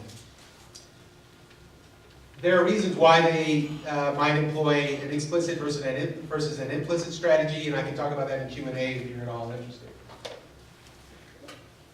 Some of these code words are essentially familiar ones, I think, because they're used routinely in American politics. Terms like inner city or illegal alien, you'll note that none of these code words actually uses a racial noun. But when they're employed, we all know what's being said. Welfare references to food stamps, government programs, which are of course inherently, bureaucratically flawed. Hardworking Americans, we know who they are. Those who are dependent, we know who they are too. Thugs, terrorists, the use of law and order, which was resurrected by Trump in this last campaign. References to states' rights and middle America. All of which seem very innocent. They all have the virtue of allowing for plausible deniability. I'm not talking about race. What are you talking about? I didn't inject that. I'm talking about middle America. I'm talking about welfare dependency. I'm talking about terrorists. Many politicians have used these strategies, these particular phrases. Here's one. I believe in states' rights. That's not from the Civil War era. It's not even from the Civil Rights era. It's from Ronald Reagan, who famously used that phrase when he launched his general election campaign in 1980 when he visited Philadelphia, Mississippi, the site where 3 civil rights workers were murdered in 1964. That might be coincidental, or it might not. This reference to ending welfare as we know it. You might not have expected that one. Maybe you did if you remember living through the 92 campaign. Bill Clinton, governor of Arkansas, Democrat, who in his campaign manifesto made almost no reference to race at all, except to say, I oppose racial quotas, and ran on a platform as a new Democrat who would end welfare as we know it. This theme is going to prop up a lot in my comments, my remaining comments, which is that Democrats are not immune from this strategy. Here's a more recent comment, a more recent vintage from Newt Gingrich in the 2012 contest trying to undermine the presidency of Barack Obama. So as I've indicated here, Republicans and Democrats use this strategy, but they don't use it exactly for the same reasons, in part because of the political world that I sketched for you at the outset. Republicans use these appeals for the most part to try to attract support from the Democratic Party in a vein comparable to what I indicated at the outset with the reference to the Prairie Goldwater. Go hunting where the ducks are. How do they do this? Well, mostly they do it by linking Democrats with African Americans and other minorities and negative stereotypes associated with these groups. That's what Republicans do. That's what Donald Trump did when he launched his campaign in 2015. So what do Democrats do? Well, they use racial appeals also, comparable to what I just indicated with Bill Clinton. They do it, however, in order to try to retain just enough white support to be competitive. Because if they continue to lose support among white Americans, they won't be a viable political party. So Democrats use it to try to send the message that they are not beholden to minority interests, and typically and frequently African American interests. So that's hence Bill Clinton's efforts to run on a platform of being a new Democrat who will end welfare as we know it. I'm going to now provide you with some examples, from political ads that draw out this point. I'm going to show you some Republican ads first, and then we'll talk more about the Democrats as well. This is an ad from John McCain that he ran in 2008. So what to pay attention to. Remember now, this is all subtle and implicit. It's an ad attacking Barack Obama, his opponent in that contest. It seems innocuous enough on its face, but he is going to begin the ad by showing two celebrities who all happen to be white, blonde women. And then he's going to show a picture of Barack Obama. Maybe that's coincidental, but again, maybe it's not. He's going to end the ad by talking about foreign oil, even as he shows a picture of Barack Obama.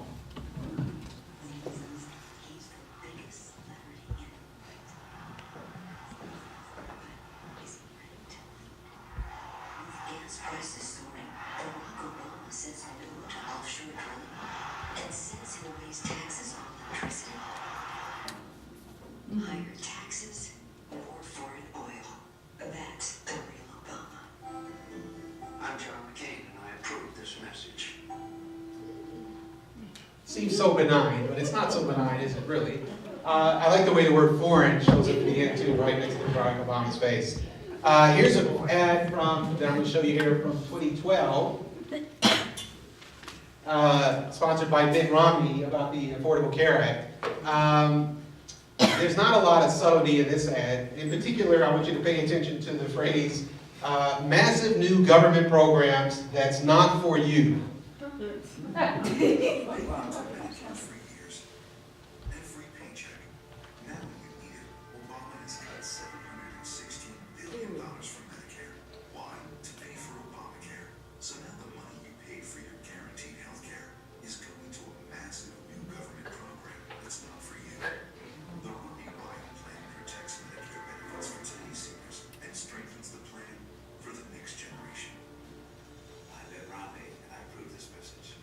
That's not for you.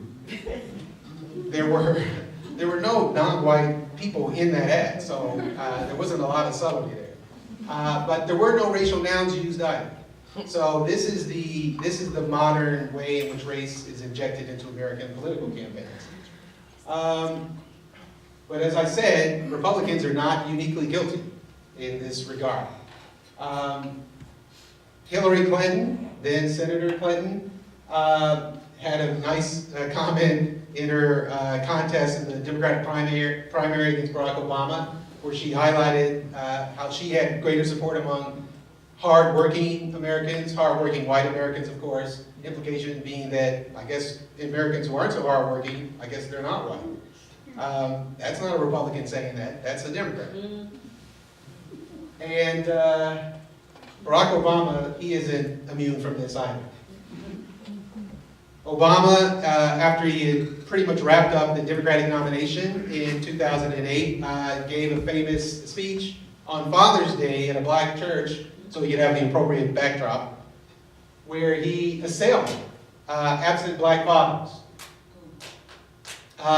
Because this is the kind of message that a Democrat wants to send, especially a black Democrat, so as to address the concern that he might just be a little too beholden to black voters.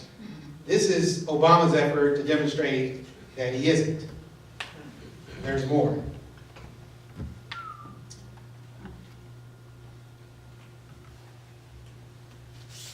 Obama, of course, not surprisingly, suffered a penalty in 2008 and to some degree 2012 as well because of his race. So there's no question about that. This has been demonstrated by a number of scholars. We can quantify this in ways which I can go into detail about if you're interested, but basically he lost about 5%, 3 to 5% of the popular vote as a consequence of racial intolerance. One manifestation of this penalty, however, that I want to draw your attention to is the perception that he was not a U.S. citizen, the birther rumor. Because I did a research project that addresses this very question that speaks to all the comments and the themes that I've been addressing so far this afternoon. The research question in the project that I'm going to provide you some detail on momentarily has to do with not so much why people thought Obama wasn't a U.S. citizen, which a non-trivial number of voters believed to be true then and, by the way, now. The question is, how come more of them didn't believe it? Why? Because at the end of the day, Obama ultimately did win. In one of the earlier slides in my presentation, I indicated to you that he received about 43% of the white vote, which is comparable to what any white Democrat would receive as well. So he was able to manage his support among whites so that it was sufficiently large. When coupled with non-white voters, he still did pretty well. But the question is, why wasn't it worse? Why weren't more white voters inclined to believe that the then president, or then presidential candidate, was born outside the U.S.? So we sought to try to answer this question, my research team and I. This would be Vanessa Cruz and Spencer Piston and Legina Gauss. And in part, to set up the research question and the results that we uncovered, I'll just point out very quickly that previous work had shown that belief that Obama was not a U.S.-born citizen is in part motivated by racial intolerance, or what we call racial resentment. It's worth noting that some studies have found that Obama is perceived as being less American, at least implicitly, than those politicians you see on screen there, including, by the way, Tony Blair, who actually isn't American.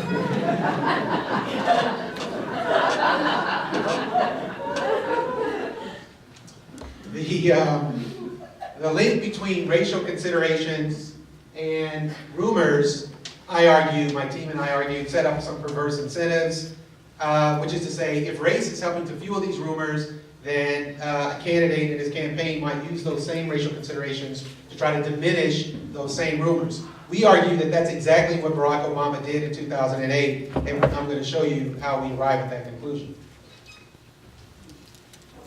We argue that Democratic candidates, liberal candidates, often engage in what we refer to as whitewashing, where they try to signal to white voters that they're looking out for them, as opposed to those other people.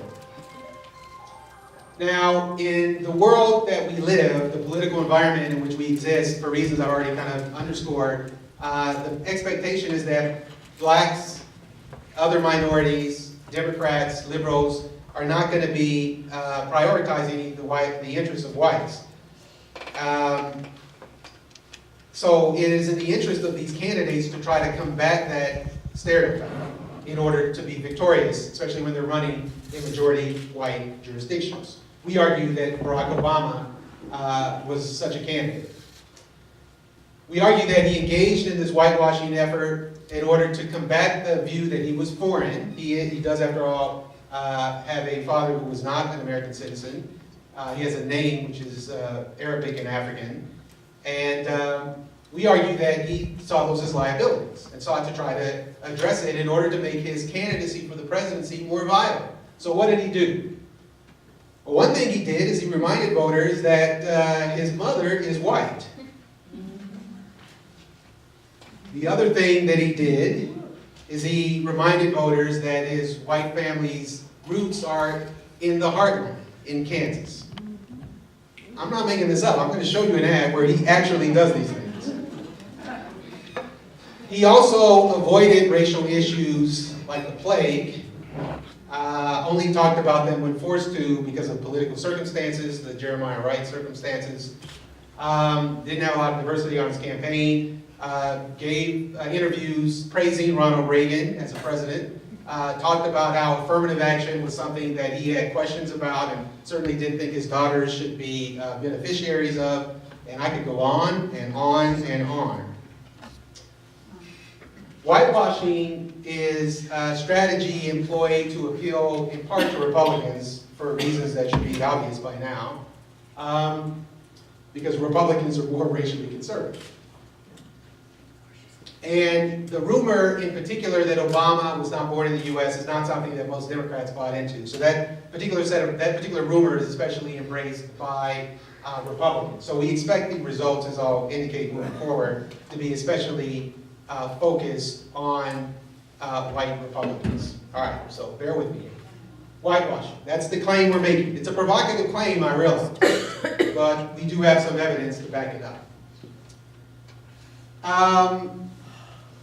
We argue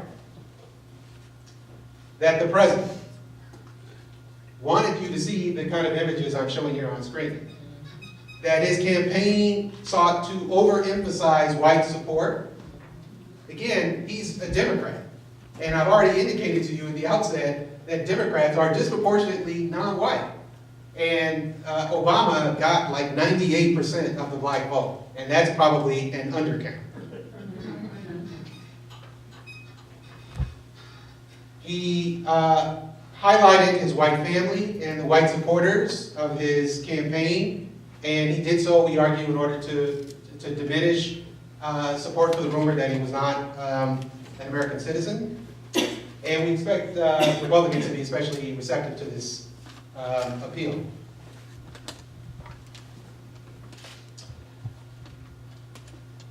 We collected data to assess this, and I'll go over this a little quickly because I don't want to run over all of my time here. But basically, we did what's known as a content analysis to assess the extent to which the ads that John McCain in 2008 and Barack Obama in 2008 included non-white and white individuals in their ads.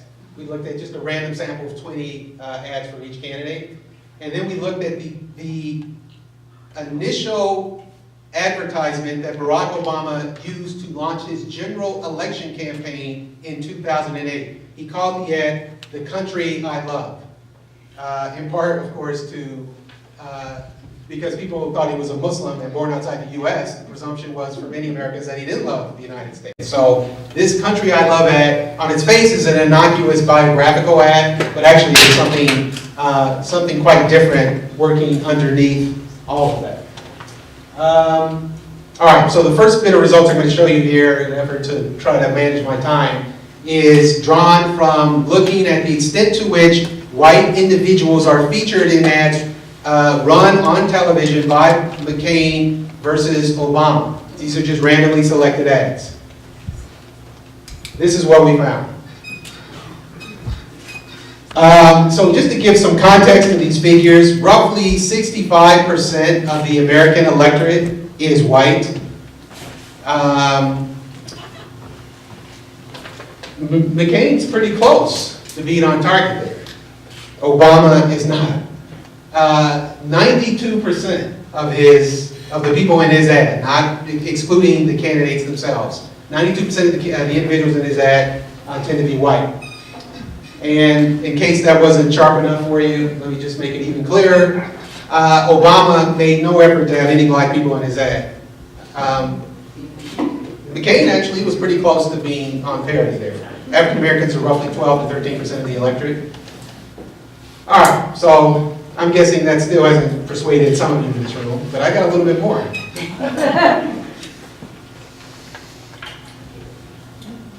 The research design relied upon the following information here. We did an online experiment back in 2011. I've already talked about the hypotheses, so I'll just kind of skip over that. The two treatments, basically we have two treatments, by which I mean we randomly assign people to view one of two different ads. And actually that's not quite accurate.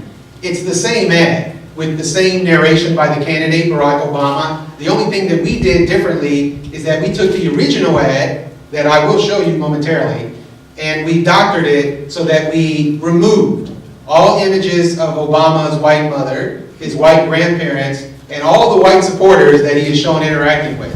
And we inserted other plausible images to give you a sense of an ad that Barack Obama could have run in 2008, but did not. And to see if exposure to one version of that ad or the other had implications for the belief that Barack Obama was not born in the United States. So bear with me, I'm going to show these ads here. By the way, in light of what I've already said this afternoon, pay attention not just to the images on screen, but also to the rhetoric, the reference to ending welfare, or moving people from welfare to work. The references to working my way up without special favors.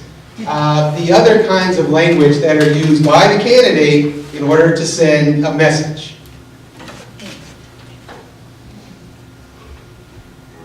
I'm Barack Obama. America's a country of strong families and strong values. My life's been blessed by both. I was raised by a single mom and my grandparents. We didn't have much money, but they taught me values straight from the Kansas heartland where they grew up. Accountability and self-reliance, love of country, working hard without making excuses, treating your neighbor as you'd like to be treated.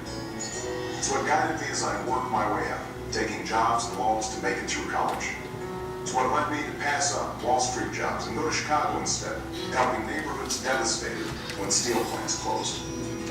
That's why I passed laws moving people from welfare to work, cut taxes for working families, extended health care for wounded troops who've been neglected. I approved this message because I'll never forget those values. And if I have the honor of taking the oath of office as president, it will be with a deep and abiding faith in the country I love. I didn't see Michelle in those ads. In fact, I didn't see anybody black in those ads except for Obama. And maybe that one still from Chicago. If you look really closely, if you slow it down and you put a microscope there, you might be able to find some non-white people in the ad. So that's the actual ad that Barack Obama launched his campaign with. That's not just one ad that he ran. That was his signature ad, his introduction to the general electorate after having secured the nomination from the Democratic Party. So let's say he ran a different ad, a different perfectly plausible ad that he might have run, which I'm going to show you in a moment, where we remove some of those images.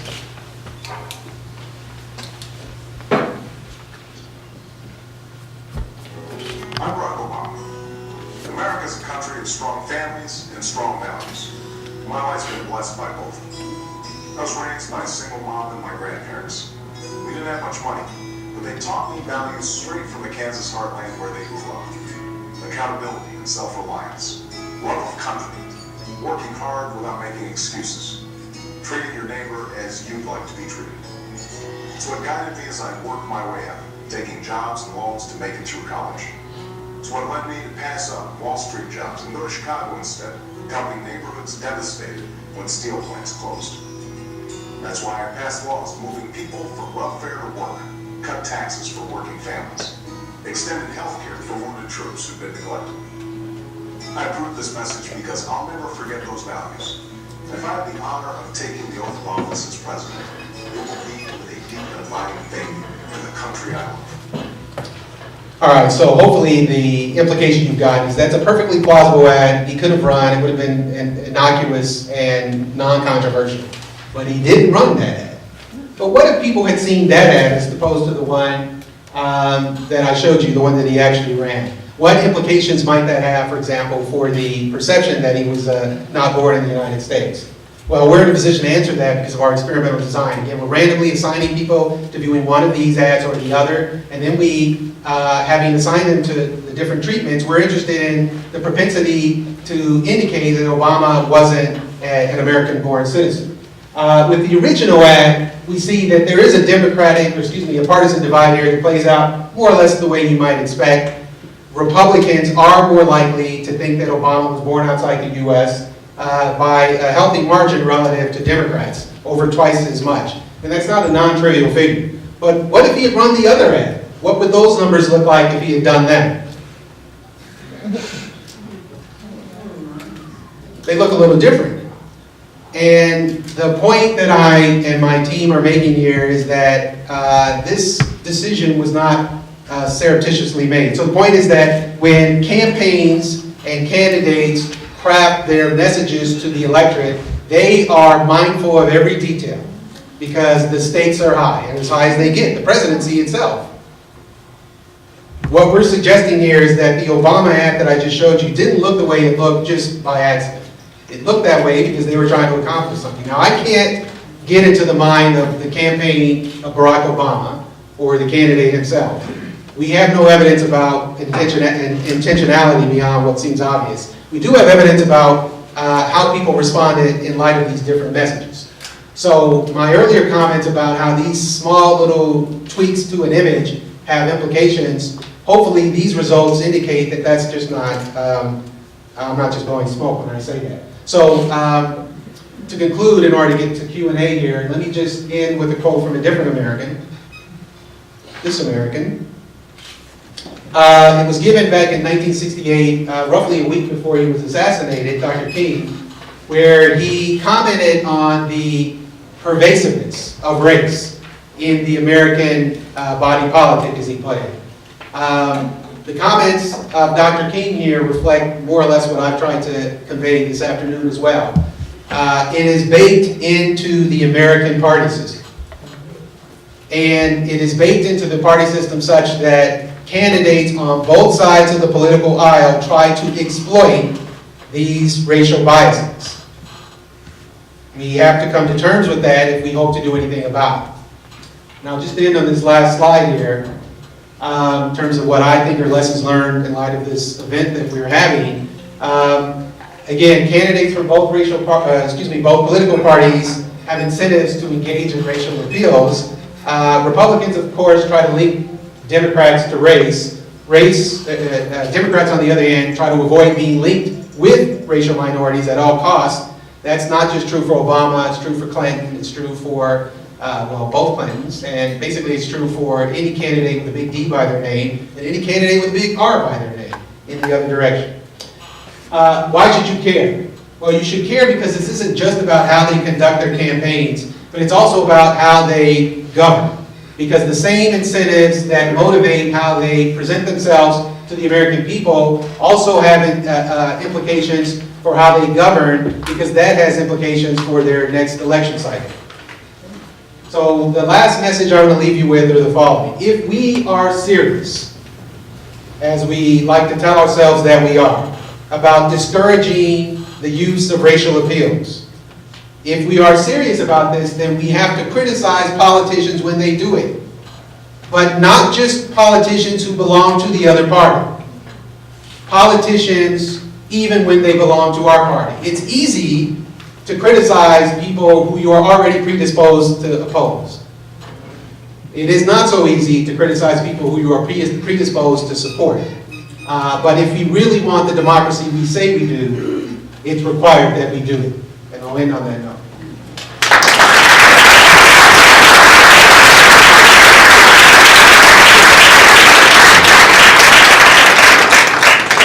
Questions? On that note, I'm interested in your take on some of the comments from Bernie Sanders, who's talked repeatedly about identity politics and I forget this. He used a phrase recently of ordinary Americans. So, just thinking about it. Well, Bernie is no more immune from it than any of the other candidates, or for that matter, any of us in this room. It's not that we are all doomed to follow in the footsteps that I've laid out here, but if we admit that we're susceptible to it, then we can try to combat it. In the case of Bernie Sanders, when he says identity politics, or when anyone else says it, what they really mean is identity politics on behalf of non-whites, as if whites don't have identity politics. But hopefully, not merely my comments, but the speakers who preceded me this afternoon have indicated that America is nothing if not the pursuit of identity politics on behalf of whites. So it's easy for a Bernie Sanders or someone of that ilk to say, hey, we should do away with that.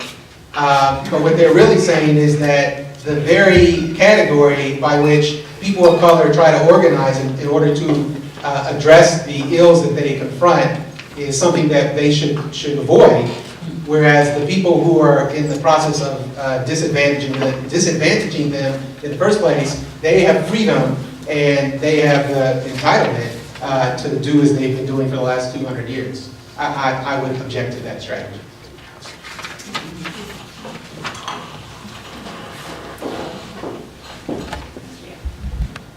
I kind of have a forked comment question. One, with regards to the whitewashing that you referred to that Obama did, I guess I have a question. What else could he possibly do and get elected? He couldn't have been elected any other way. But there's another, so do we have to wait for everyone to be able to be open and authentic and balanced, and that's not going to happen? The other piece that I'm curious your reaction to is that for a while now, I keep hearing what's termed as a threat to me. It's supposed to be a threat to me that pretty soon my group with European heritage will become the minority. And it's apparently a terrifying idea to a lot of white people. But what really will become of this when I'm the minority? Okay, so those are two tough questions. When I've given versions of this talk previously, I always get that first question. Well, he had to do it. I mean, his heart's in the right place. I mean, after all, if he wanted to be elected, what else could he do? But when people who have political sympathies that are the opposite of ours say that about their candidates, we are not so sympathetic. When when a candidate, well, I could give any number of contemporary examples, but I think hopefully you know what I'm talking about here. How authentic can we be? How genuine can we be in our commitment to these principles if we only uphold them when they're politically expedient? If when the other side, that we're already predisposed to vote against, engages in some irresponsible behavior, we say it's horrible. We get up on our high horse and we indicate that it's horrible because they have violated this great norm. And oh, it's terrible. And oh, if those supporters of that other candidate were really genuine, then of course they would call that candidate to the carpet. When the shoe is on the other foot, then we say, well, I mean, they had to do it. I mean, what else were they to do? Are you suggesting he could have been elected? I'm suggesting that if we're serious about our principles, then we stick to our principles. That's what I'm suggesting. And that doesn't mean that you can't vote for candidate X as opposed to candidate Y. This is not me saying that if your candidate isn't perfect, you can't vote for him. This is me saying that if your candidate embraces imperfection, we should call him on the carpet or her on the carpet when they do so.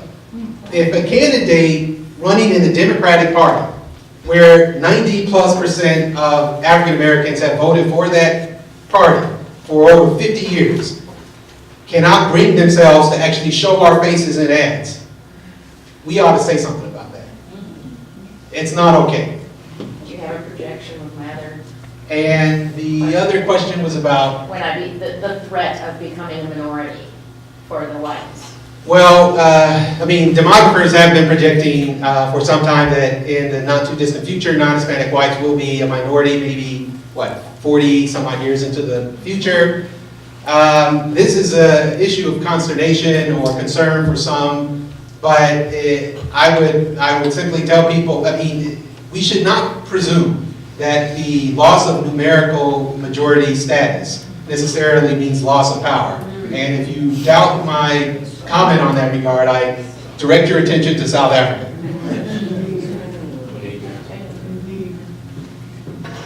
Thank you very much. You said that we should not be neglectful of criticizing our own political leaders. In Ann Arbor, a central question is what happens to the land in the center of the city.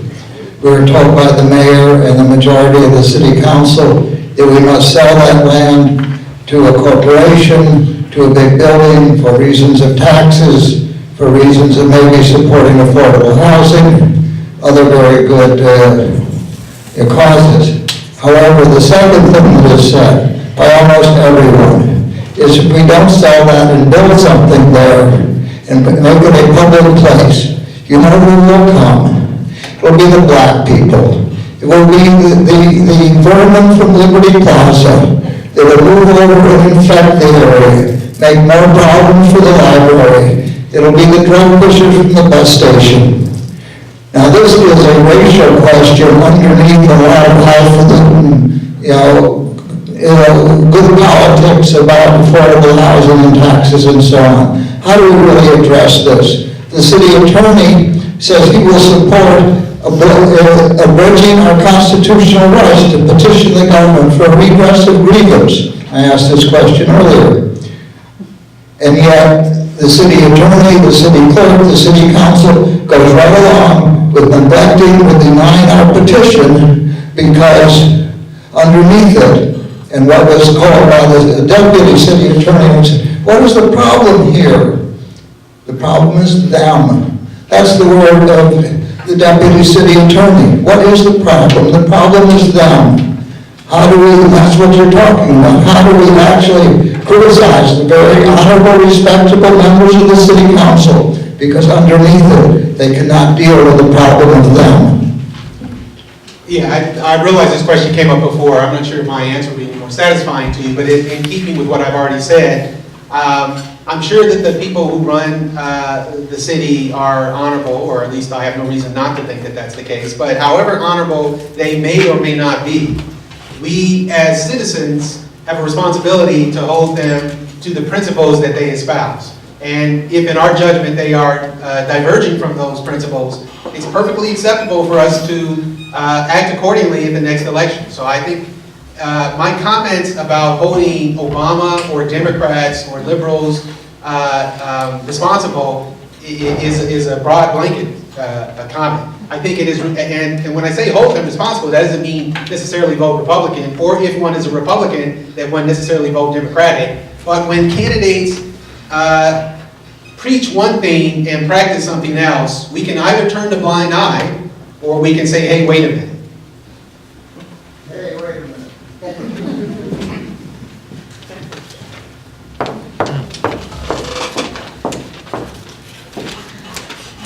Hi. So you've talked about our look at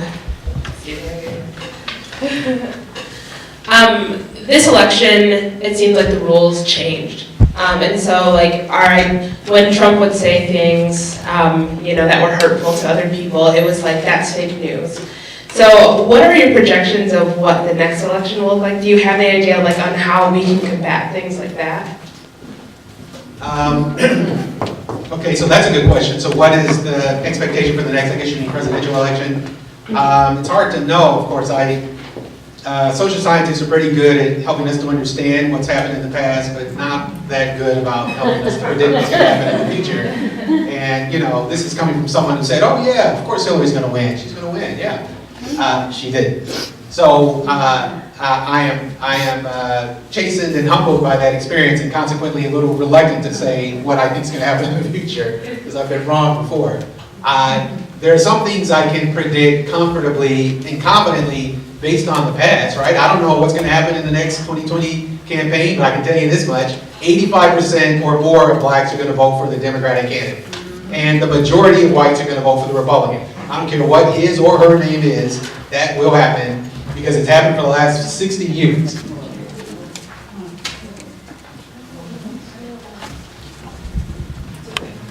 Thank you. I have a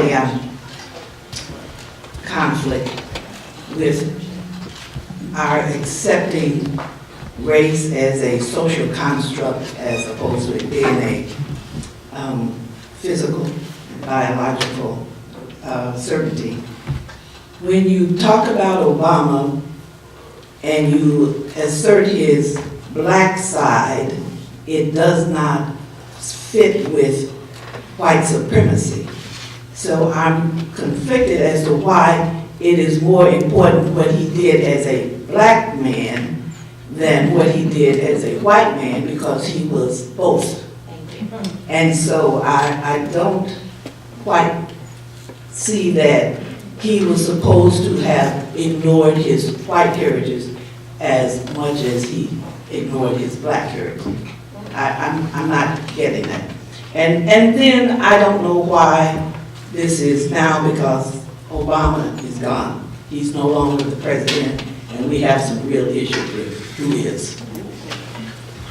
Well, I thought I was clear before, but perhaps I wasn't.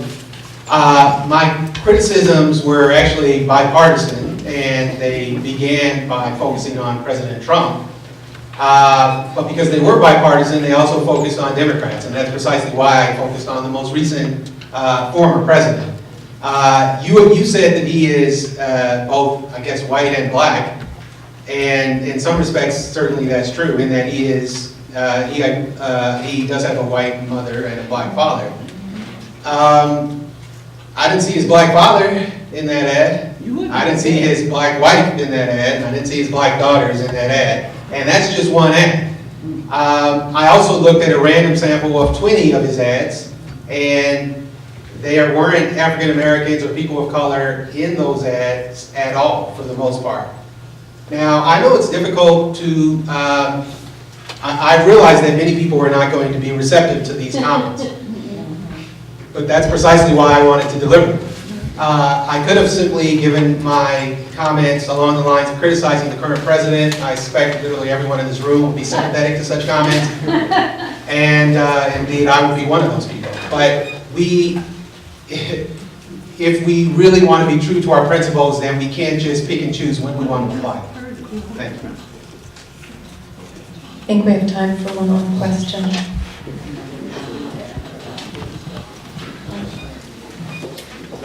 Thank you for speaking about this. I'm from the west side of the state. I don't know if everybody else is from the east side or here. However, I'm from the west side of the state, Kalamazoo County. You heard of Kalamazoo. And I find it very interesting, and I like your talk here because it's very real, with talking about race-focused and implicit bias and equity. I find that white people are comfortable when we use these words, when we use equity. It's comfortable to say it, but it's uncomfortable for white people to practice it. Because if we truly are reaching for equity, this is 2017, why are we still talking about that from the 1960s? And I think we have to be real. And when we talk about implicit bias, you gotta be real, you gotta look in that mirror. So I totally understand why President Barack Obama did that, because he needed white people's trust. When anybody black runs for anything in this country, the concern is, we know most of us are gonna vote black, but we have to appeal to the white audience. So in doing that and becoming a group, how do we appeal and get our white brothers and sisters to see it real? And for them to see, yeah, you still biased.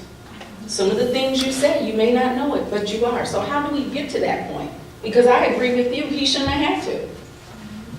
Yeah, I know we're running out of time, so I'll try to be brief. I understand the sentiment that suggests that, well, it was expedient of the former president to do this because of the political dynamics in this country. And maybe there's something to that, but if we're going to concede that expedient behaviors are acceptable, then they can't just be acceptable, for our side. It's got to be acceptable for the other side as well. And what would I have him or any other candidate in that position do? I mean, how are we going to? I mean, the previous speaker's comments really kind of spoke to this issue. Many of these issues have remained unresolved for decades upon decades.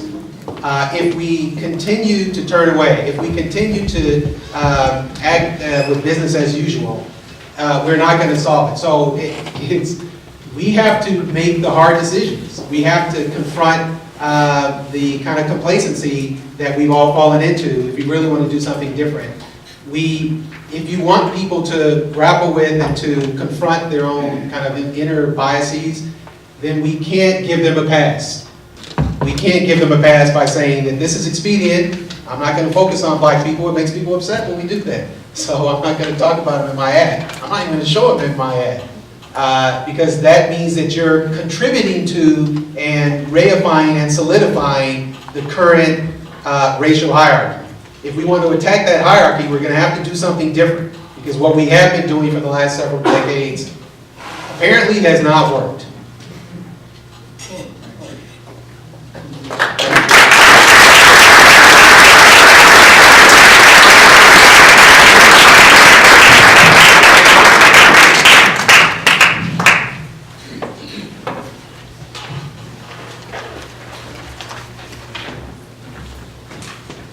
Another bias I will note is that we had 4 men speakers and not 1 woman speaker. So it's about time that we change this and we start having women speakers as men speakers.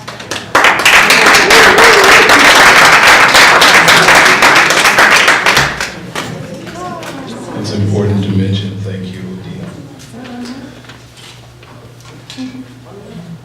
I wish we had control over everything, though.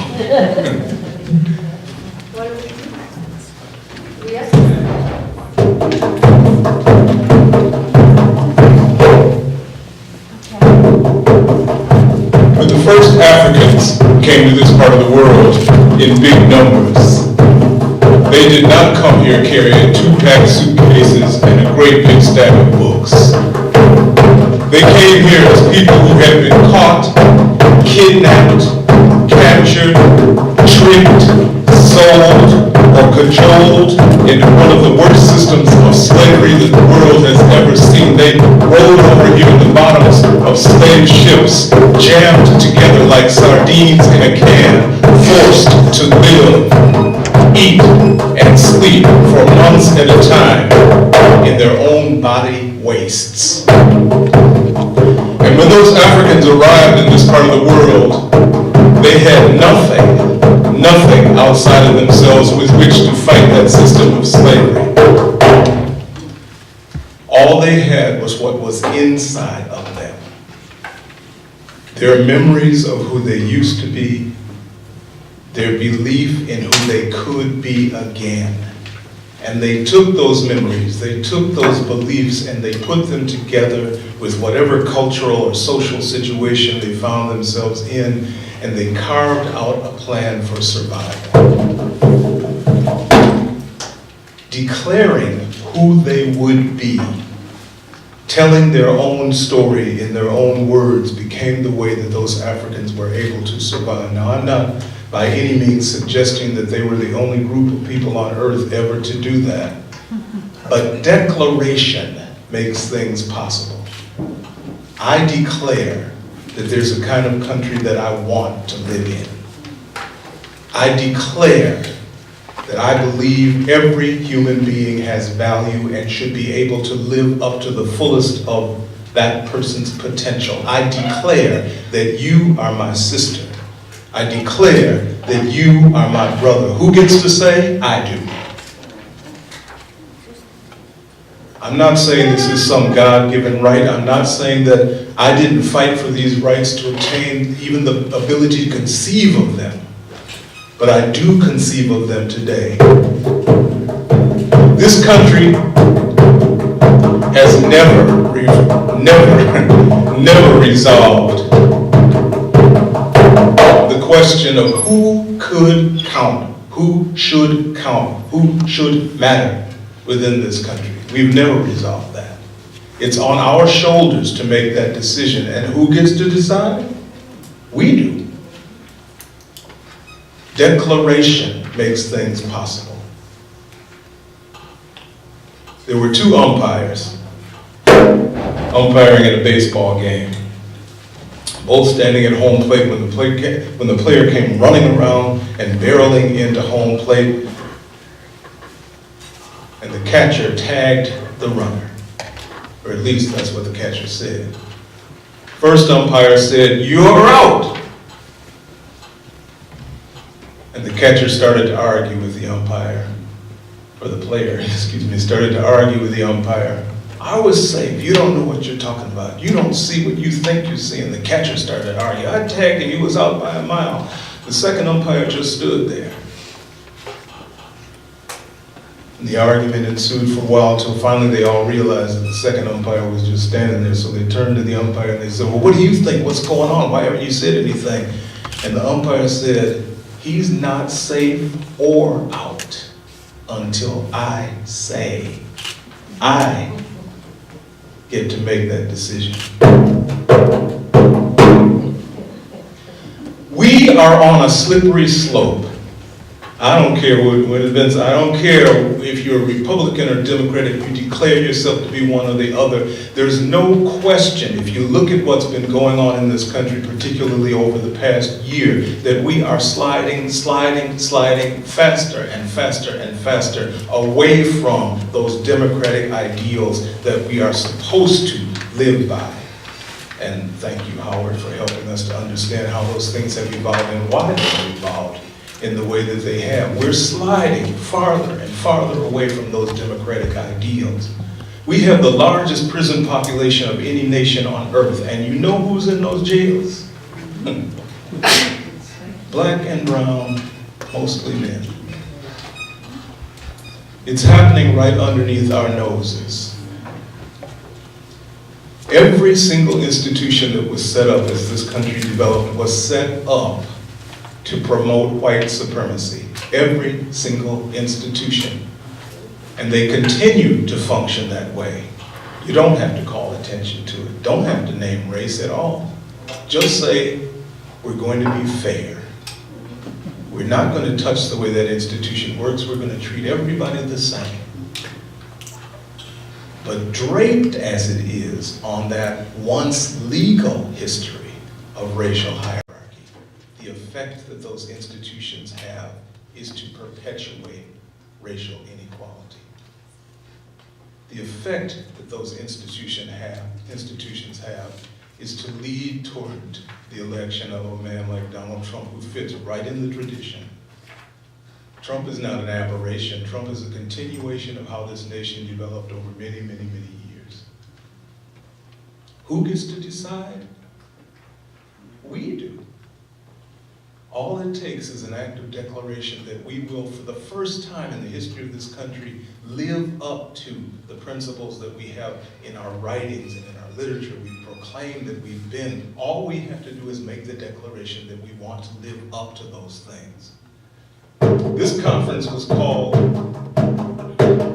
to give us an opportunity to meet each other, to find out what's going on, who's doing what, who's out there in the hallway with their tables and their displays, and who's sitting here in the auditorium.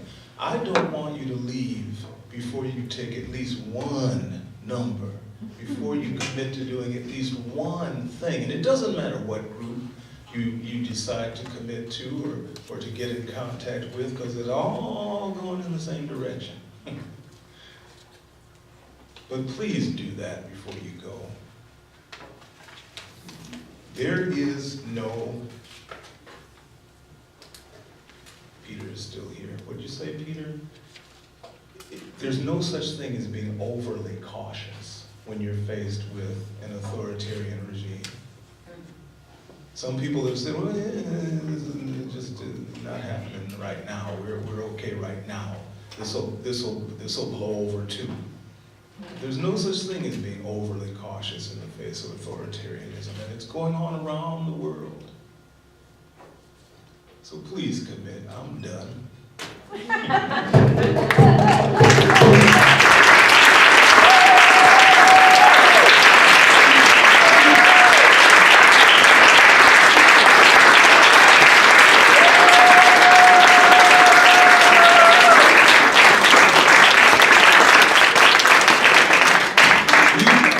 still have about 12 minutes, yeah, that we can use.